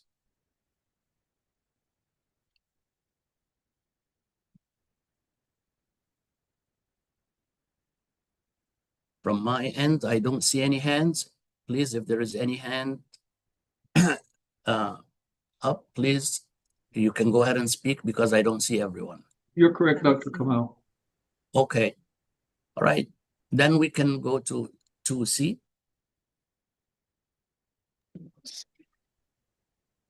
This is Susanna Wegner reading charge question 2C. Section 4.2 and Appendix B of the draft Human Health Hazard Assessment for D4 present details of the dose response analysis. Please comment on the strengths and uncertainties related to EPA's dose response analysis and BMR selection. Any questions on the scope and clarity of 2C?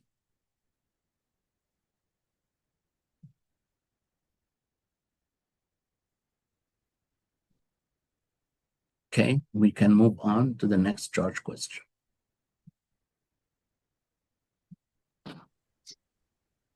This is Susanna Wegner reading charge question 3. In the draft risk evaluation for D4, occupational exposure scenarios, or OESs, for each release have been modeled with inputs from chemical data reporting, CDR, generic scenarios, GSs, conceptual site models, and emission scenario documents, or ESDs.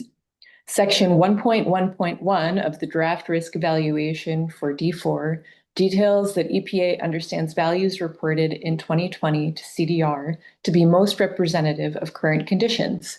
And EPA has identified the upper bound PV of 500 million pounds per year from the 2020 CDR as an appropriate basis for screening analysis in this assessment. Please comment on EPA's reliance on the high end of the CDR reported range as the basis for screening level assessments and the midpoint of the CDR reported range as the basis for refined assessments.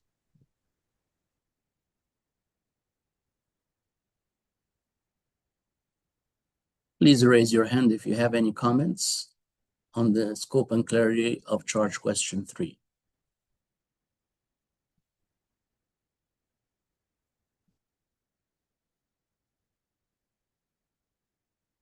All looks good.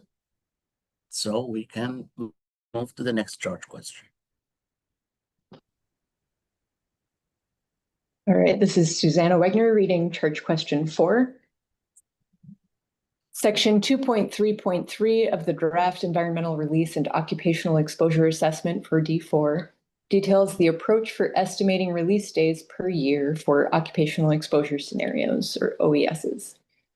EPA used a Monte Carlo model to estimate daily release across sites, kilogram per site per day, and release frequencies across sites, days. The outputs of the model are a result of the model equations, equation input parameters, and their associated distributions. For each OES, a release pattern for the generic facility being modeled in terms of the kilogram site per day of release and release days per site year are unknown. The days of release are calculated by dividing the annual release by the daily release. This is done due to factors such as the annual PV per OES being a constant value and or constraints in the model such as a minimum and or maximum daily throughput for a given process, e.g. batch size constraints. This can cause the numerical value of the high-end release days, i.e. the ratio of 95th percentile annual releases to the 95th percentile daily releases, to be smaller than the central tendency release days, i.e. the ratio of the 50th percentile annual releases to the 50th percentile of the daily releases. However, the high-end number of release days corresponds to the high-end daily and annual releases, such that even though the high-end number of release days is smaller numerically, it represents the more conservative release estimate, e.g. larger daily releases but fewer release days. Please comment on the strengths and uncertainties associated with this modeling approach, with specific emphasis on the role of greater release days for central tendency release distributions compared to days of release from high-end release distributions. Thank you for reading the question. Are there any comments on the scope and clarity of this charge question? I see Dr. Jason's hand. Dr. Jason, you can ask your question. Yes, thank you. I just wanted a clarification, please. So the question you're posing would be for representation for each single facility, potential to put the chemical into the medium, environmental medium. Is that correct?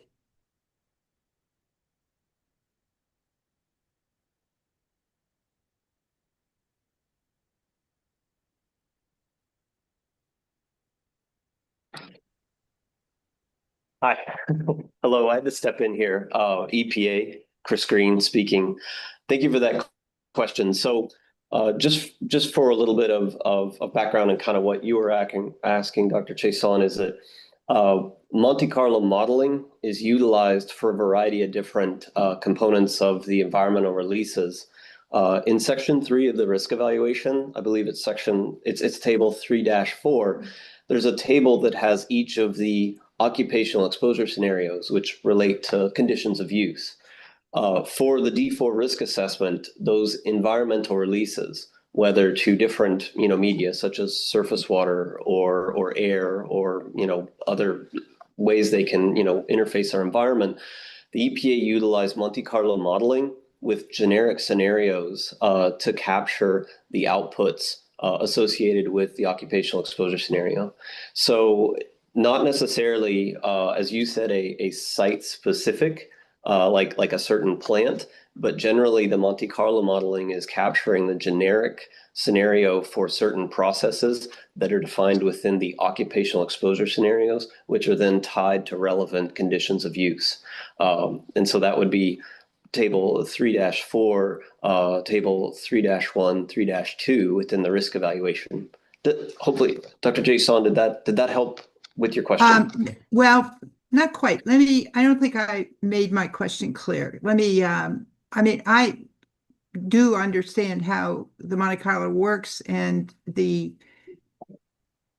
approach and all that. But let me try to because this really impacts the answer. So if you were using your two distributions, one on the distribution of potential loading, if you will, of the environment, and the other one being basically the number of days over which that loading could occur, using either 50th or 95th percentile, either one, because there's just 2 points on the distribution. Are you considering the environmental impact of a generic, I'm not talking about a specific site, I'm talking about a generic facility, and asking the question, which of these two mathematical, milestones, if you will, are most appropriate?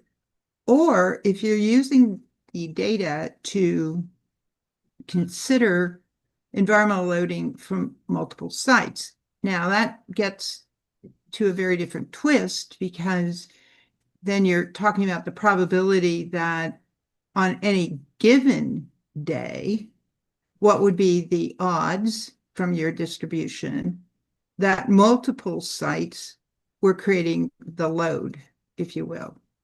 So the dilemma I see in this is that your question is assuming that the environmental load comes from one facility, even if it's generic and it just, appears in space somewhere, but it's the answer is different if you're considering using your 50th percentile for days across loading to an environment where there's multiple sites, in which case the concern is over the probability, and the probability increases as that number of days value increases for each of those sites. So it's really important to know in your question, it's appropriate for what use? For a single assessment, for a theoretical site, or for modeling environmental load from multiple sites that could be contributing to the same environmental pool. Do you did that that was a little bit of a ramble. Do you understand the question? I understand. I got you.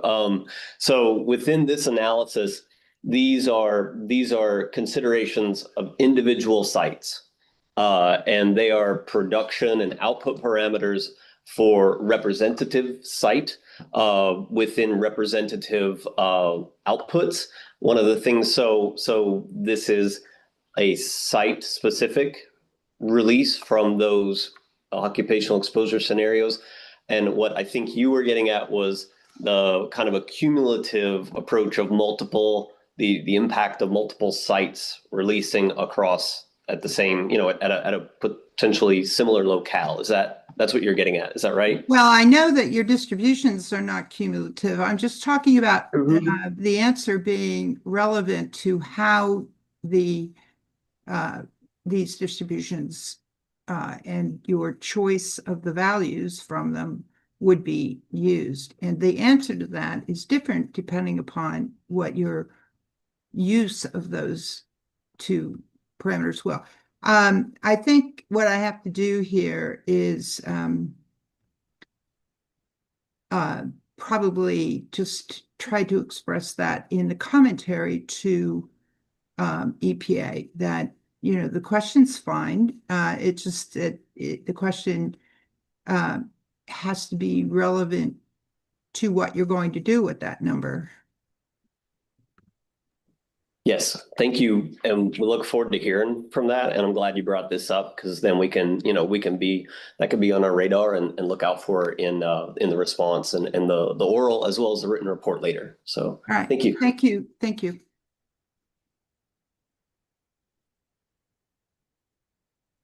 All right, thank you. Are there any other questions for this charge question? If not, then we can keep moving to the next charge question.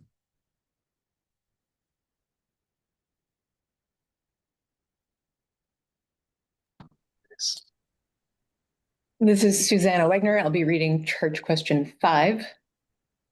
Section 4.3.2.1 of the draft risk evaluation for D4 details the agency's interpretation of monitoring samples that are outside the calibration curve for sediment concentrations of D4. For the sediment samples from DD1 and DD4, the concentrations were flagged as estimated because the concentrations for most of the samples were reported above the highest laboratory standard used to construct the calibration curve. The surface water samples at ECA DD1 and DD4 were primarily below the limit of quantitation, LOQ, while the estimated D4 sediment concentration were 2 orders of magnitude greater. Sediment and surface water sample concentrations can be found in the ECA report, volume 1, table 3-1 on page 180, and table 3-4, page 184 for DD4. Observation of low surface water D4 concentration over elevated sediment D4 concentration is not apparent in other modeled or monitored OESs. Please comment on EPA's interpretation of monitoring samples that are outside the calibration curve and the strengths and uncertainties of quantitative risk assessments that rely on these data. Thank you for reading the question. Are there any comments on this charge question? Dr. Cobb? Yeah, thank you, Dr. Kamal. And thanks for getting that question into the record. I do have a question in the yellow area where you're talking about after LOQ, then it says while the estimated D4 sediment concentrations were 2 orders of magnitude greater, is that greater than the concentrations in water? Is that greater than the LOQ, or is that greater than the upper limit of the calibration curve? Greater than the water. It's greater than the water concentration. Okay, that's what I read it, but I wanted to make sure I understood that correctly. Thank you. Yeah, good. Thank you, Dr. Cobb. Dr. Ottinger? I'd like to clarify that the calibration curve was extended to as far as it could, which gets into the technicalities probably of the charge question, but it makes me wonder if the calibration curves have been done to their greatest extent. And I don't know if this is a charge question comment or if I should wait for the discussion when we discuss the charge question itself.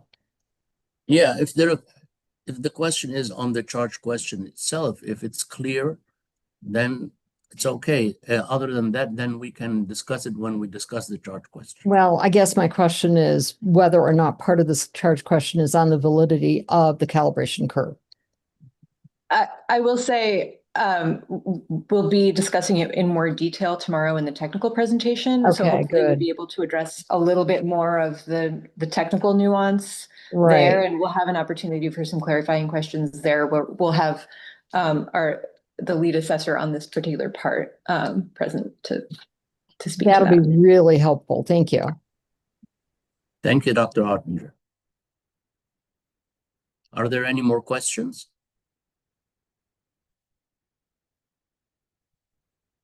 Okay, we can go to the next charge question.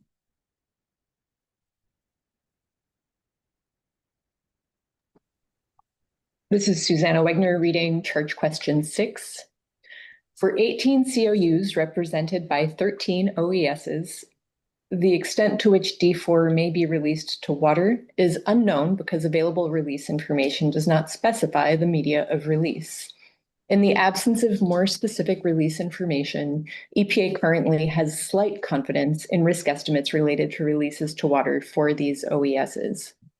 In response to a related charge question on this topic in the phthalate peer review meeting, SAC reviewers advised EPA to assume that 100% of releases may go to water when specific information is not available, in addition to recommending the use of a probabilistic approach for apportioning to media type. Appendix J of the draft risk evaluation for D4 presents a sensitivity analysis estimating what ecological risk quotients may result from different proportions of release to water for each of these OESs. However, in some cases, D4 concentrations are well above solubility limits and well above concentrations detected in any monitoring data. For several OESs, risk quotients greater than 1 can result from surface water releases that are a small fraction, less than 1%, of the total released to all media. While this helps to define the conditions under which releases would result in ecological risks, EPA does not have sufficient information to determine whether these conditions actually occur. EPA is soliciting additional information on these releases that would help refine the analysis. Please comment on possible approaches to refine this analysis to address the uncertainty while ensuring that resulting exposure and risk estimates are health protective, refined, and representative. Thank you. Are there any comments on this charge question?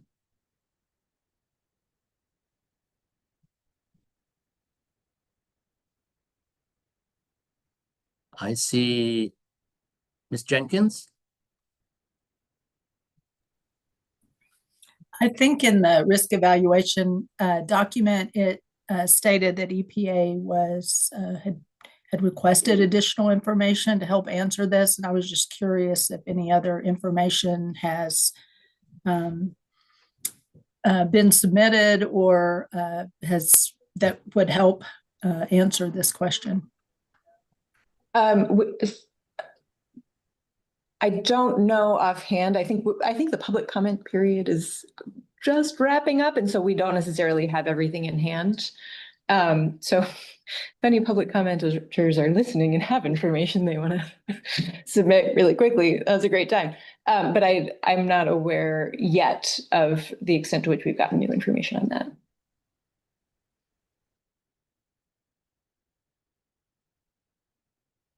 All right, thank you. Anyone else have a question? Okay, then we can go to the next charge question.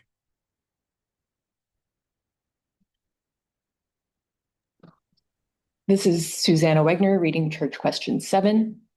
A survey of the bioaccumulation metrics for D4 are presented within the draft physical chemistry and fate assessment for D4. Media concentrations of D4 and potential sources of uncertainty are reviewed within both the draft physical chemistry and fate assessment for D4 and draft environmental media and general population exposure assessment for D4.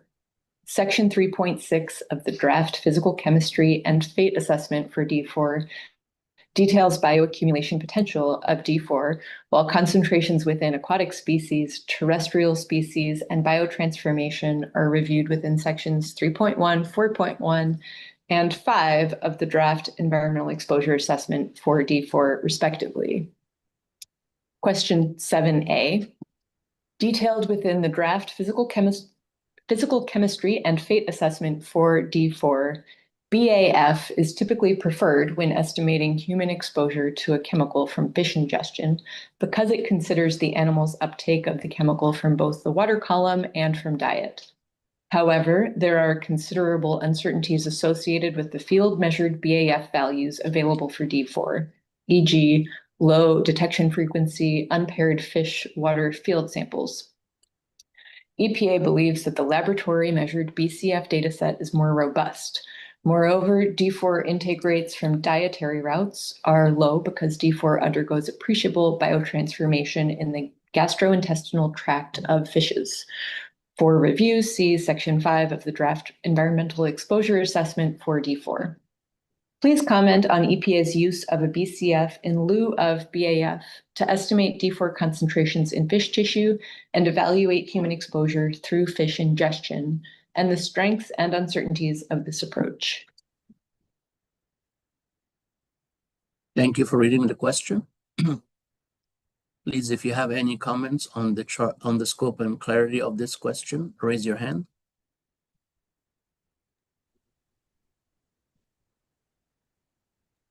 I have a question, although I couldn't figure out how to raise my hand fast enough.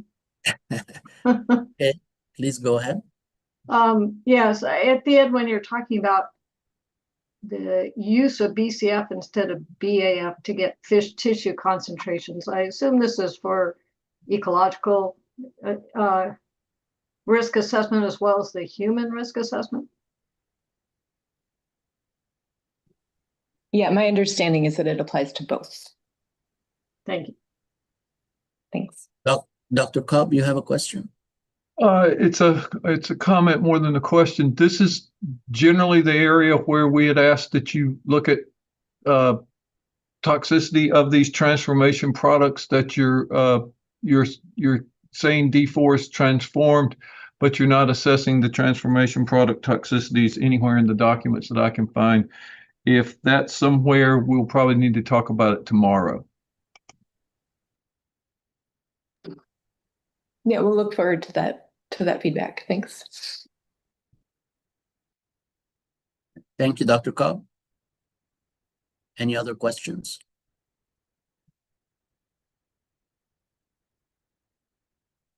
Okay, then we can go to 7B. Yeah, this is Susanna Wegner reading charge question 7B. Section 3.6 of the draft physical chemistry and fate assessment for D4 details many sources of uncertainty in field and laboratory-derived bioaccumulation metrics resulting from the study's design. Water samples for BCF and BAF studies should be analyzed to capture the bioavailable fraction. However, this can be difficult for D4 because of its volatility, hydrophobicity, and low water solubility. Furthermore, field studies introduce uncertainty when controls are not collected, sample sizes are small, steady state conditions cannot be confirmed, and specific D4 contaminated food consumed by the fish is unknown.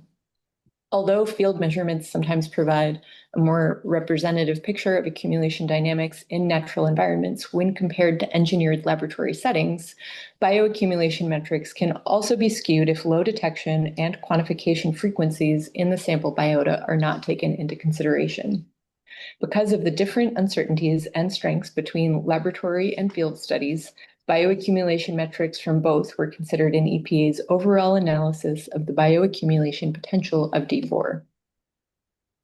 One, considering the inherent uncertainties associated with quantification of D4 in media and biota from field studies, as well as differences in the ability to control for exposure routes and concentrations between laboratory and field studies, please comment on the strengths and uncertainties of the selected data used for EPA's assessment of bioaccumulation metrics. And two, please comment on the strengths and uncertainties pertaining to EPA's preliminary conclusions surrounding biomagnification metrics. Thank you. Any comments?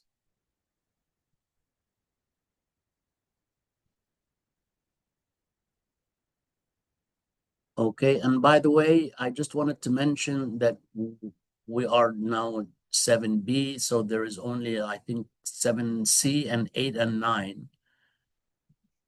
But if anyone thinks that they want to have a break now, we can break for like 10 minutes or so, or we can continue and we can finish a little earlier.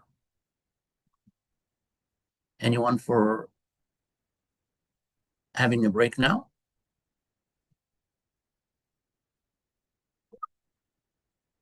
Don't see any hands, so let's continue. All right. The West Coast would love a break. The West Coast. Okay. It is lunchtime here. Sure. So let's have like in this case, a 15-minute break so that they can have something to eat. All right. And we will meet after 15 minutes from now. Can you put a timer, Will?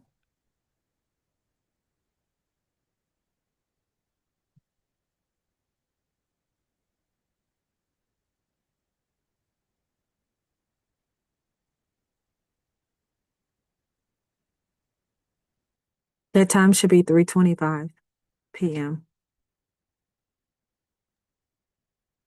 3:25. We come back at 3:25. Okay. Yes.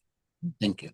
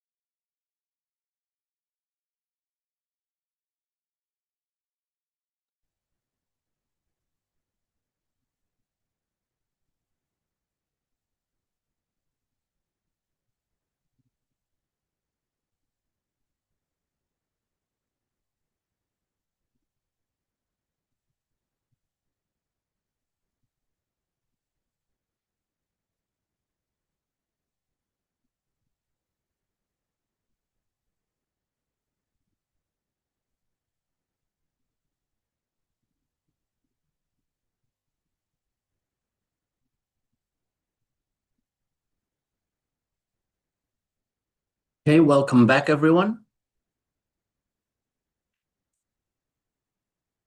We will continue reading the charge questions. I think you already read this charge question, Susanna, right?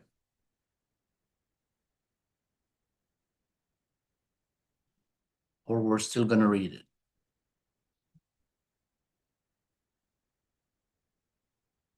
it? Sorry, I was on mute. Sorry, I believe we did the previous one, but not yet. So we did 7B, which had the two-part question. Okay. And now it's time for 7C. 7C. Okay. So this is Susanna Wegner, and I'll go ahead and read charge question 7C. The draft environmental exposure assessment for D4 provides trophic transfer analyses with modeled D4 concentrations from COU OESs for different media of release and exposure pathways and maximum values reported in the Enforceable Consent Agreement Report, ECA, and peer-reviewed literature for surface water, sediment, and soil. The screening level trophic transfer analysis was conducted by producing exposure estimates from the high-end exposure scenarios, defined as those associated with the industrial and commercial releases from a condition of use, and occupational exposure scenario that resulted in the highest environmental media concentrations. 1, please comment on EPA's preliminary conclusions that D4 is likely to bioaccumulate in organisms, but not magnify across trophic levels, and therefore trophic transfer analysis is not necessary for aquatic organisms. 2, please comment on the methods and data used for estimating dietary exposures for ecologically relevant species and discuss the appropriateness of the trophic transfer analysis for aquatic dependent mammals. Thank you. Are there any comments on charge question C1 and C2?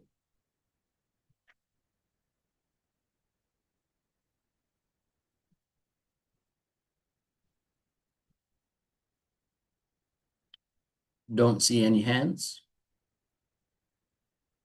Then we're going to charge question 8.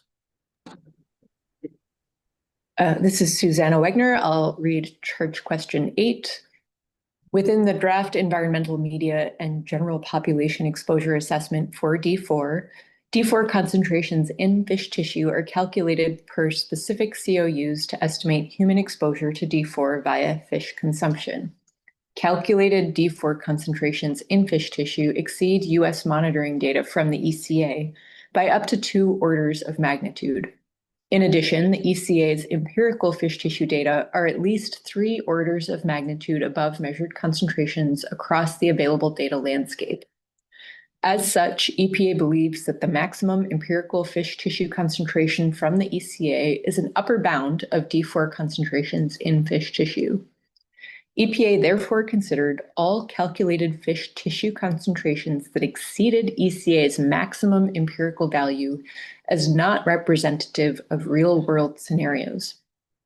Please comment on the appropriateness of EPA's application of that upper bound, i.e. ECA's maximum value, to define which fish tissue concentrations are realistic. Thank you. Please raise your hand if you have any comment about the scope and clarity of this charge question.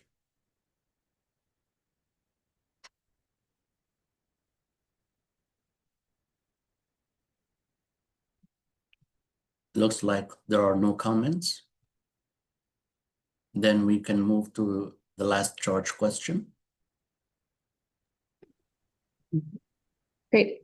This is Susanna Wegner reading charge question 9. Within the draft environmental hazard assessment for D4, EPA assigned an overall quality determination of high to a single study with relevant toxicity data of D4 exposure to freshwater green algae, Selenastrum capricornatum. Springborn Laboratories 1990 show a 96-hour LOEC of 3.29 micrograms per liter for the growth endpoint from a single concentration. There were minor testing discrepancies where algae were subjected to constant illumination and decreases in D4 concentration during open system testing that the authors attributed to volatilization. A closed system was used to limit volatilization of D4, and it was expected to have reduced growth rates due to lack of gas exchange. Growth of algae based on cell density at 96-hour exposure was significantly, students t-test, less than the control group. However, the LOEC derived from a single tested concentration was below the EC50, and the authors did not consider this level of reduction in cell density to be representative of an adverse effect. Therefore, an algae COC based on the LOEC concentration is expected to overestimate risk. The overall hazard confidence for aquatic plants, algae, was slight due to robust confidence for the quality of the database and slight confidence for consistency, strength, and precision, biological gradient / dose response, and relevance. Please comment on the strengths and uncertainties of this algal hazard value, including relevance and confidence in the hazard database for this taxa. Thank you again. Does anyone have any comments on the scope and clarity of this charge question? And this is the last charge question.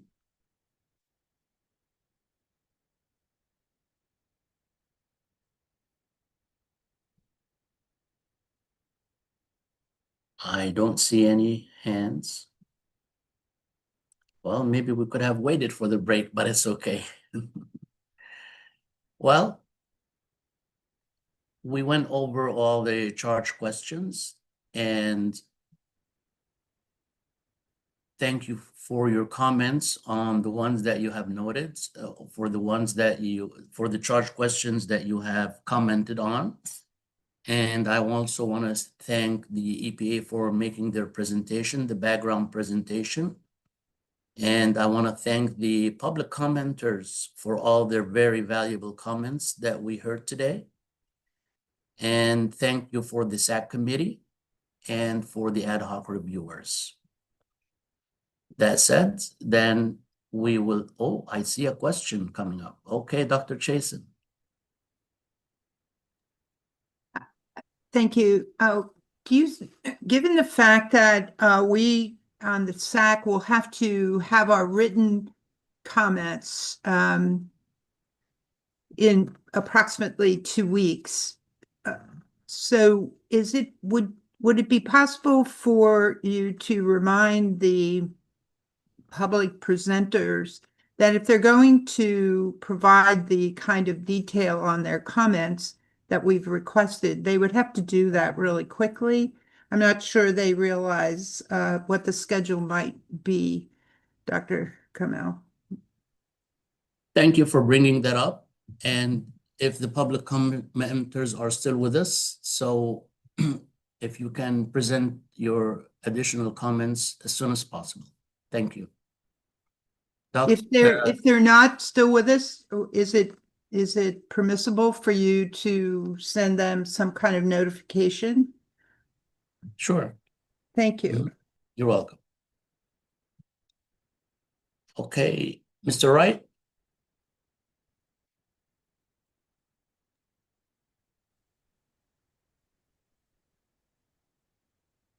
Sorry. There we go. Okay. Just very briefly, if we have an issue that that isn't covered by one of the charge questions, but which we think is important, what's the best time to raise it? Should we raise it in the charge question that is closest to it, or at the end of the proceedings? Well, there is always a section that, like, say, other issues or other comments for other things, and you're welcome to present it in this section, or if you think that it is close to a certain charge question, anything that you find, appropriate, or anywhere you want to put it, it will be noted in the meeting minutes and the final reports. But please, we have to also discuss it during the meeting. Yeah, of course. Thank you. Sure. You're welcome. Dr. Cobb. I was just going to say, Mike, if you just send me what that what that, just briefly what that comment is, not the whole thing. You and I can talk about it offline as to where it might best go. Okay. I think you already have it. Okay. Oh, maybe I do. Okay, great. Okay, then I guess we'll see you all tomorrow then at 10 o'clock Eastern time for the SAC meeting. If you can just come a little bit early to turn on your camera and test your audio. And we'll see you all tomorrow, and this meeting is adjourned. Thank you. Thank you.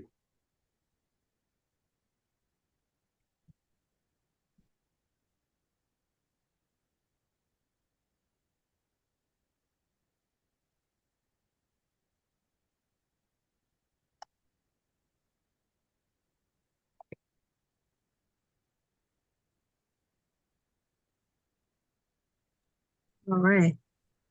Says we're still recording.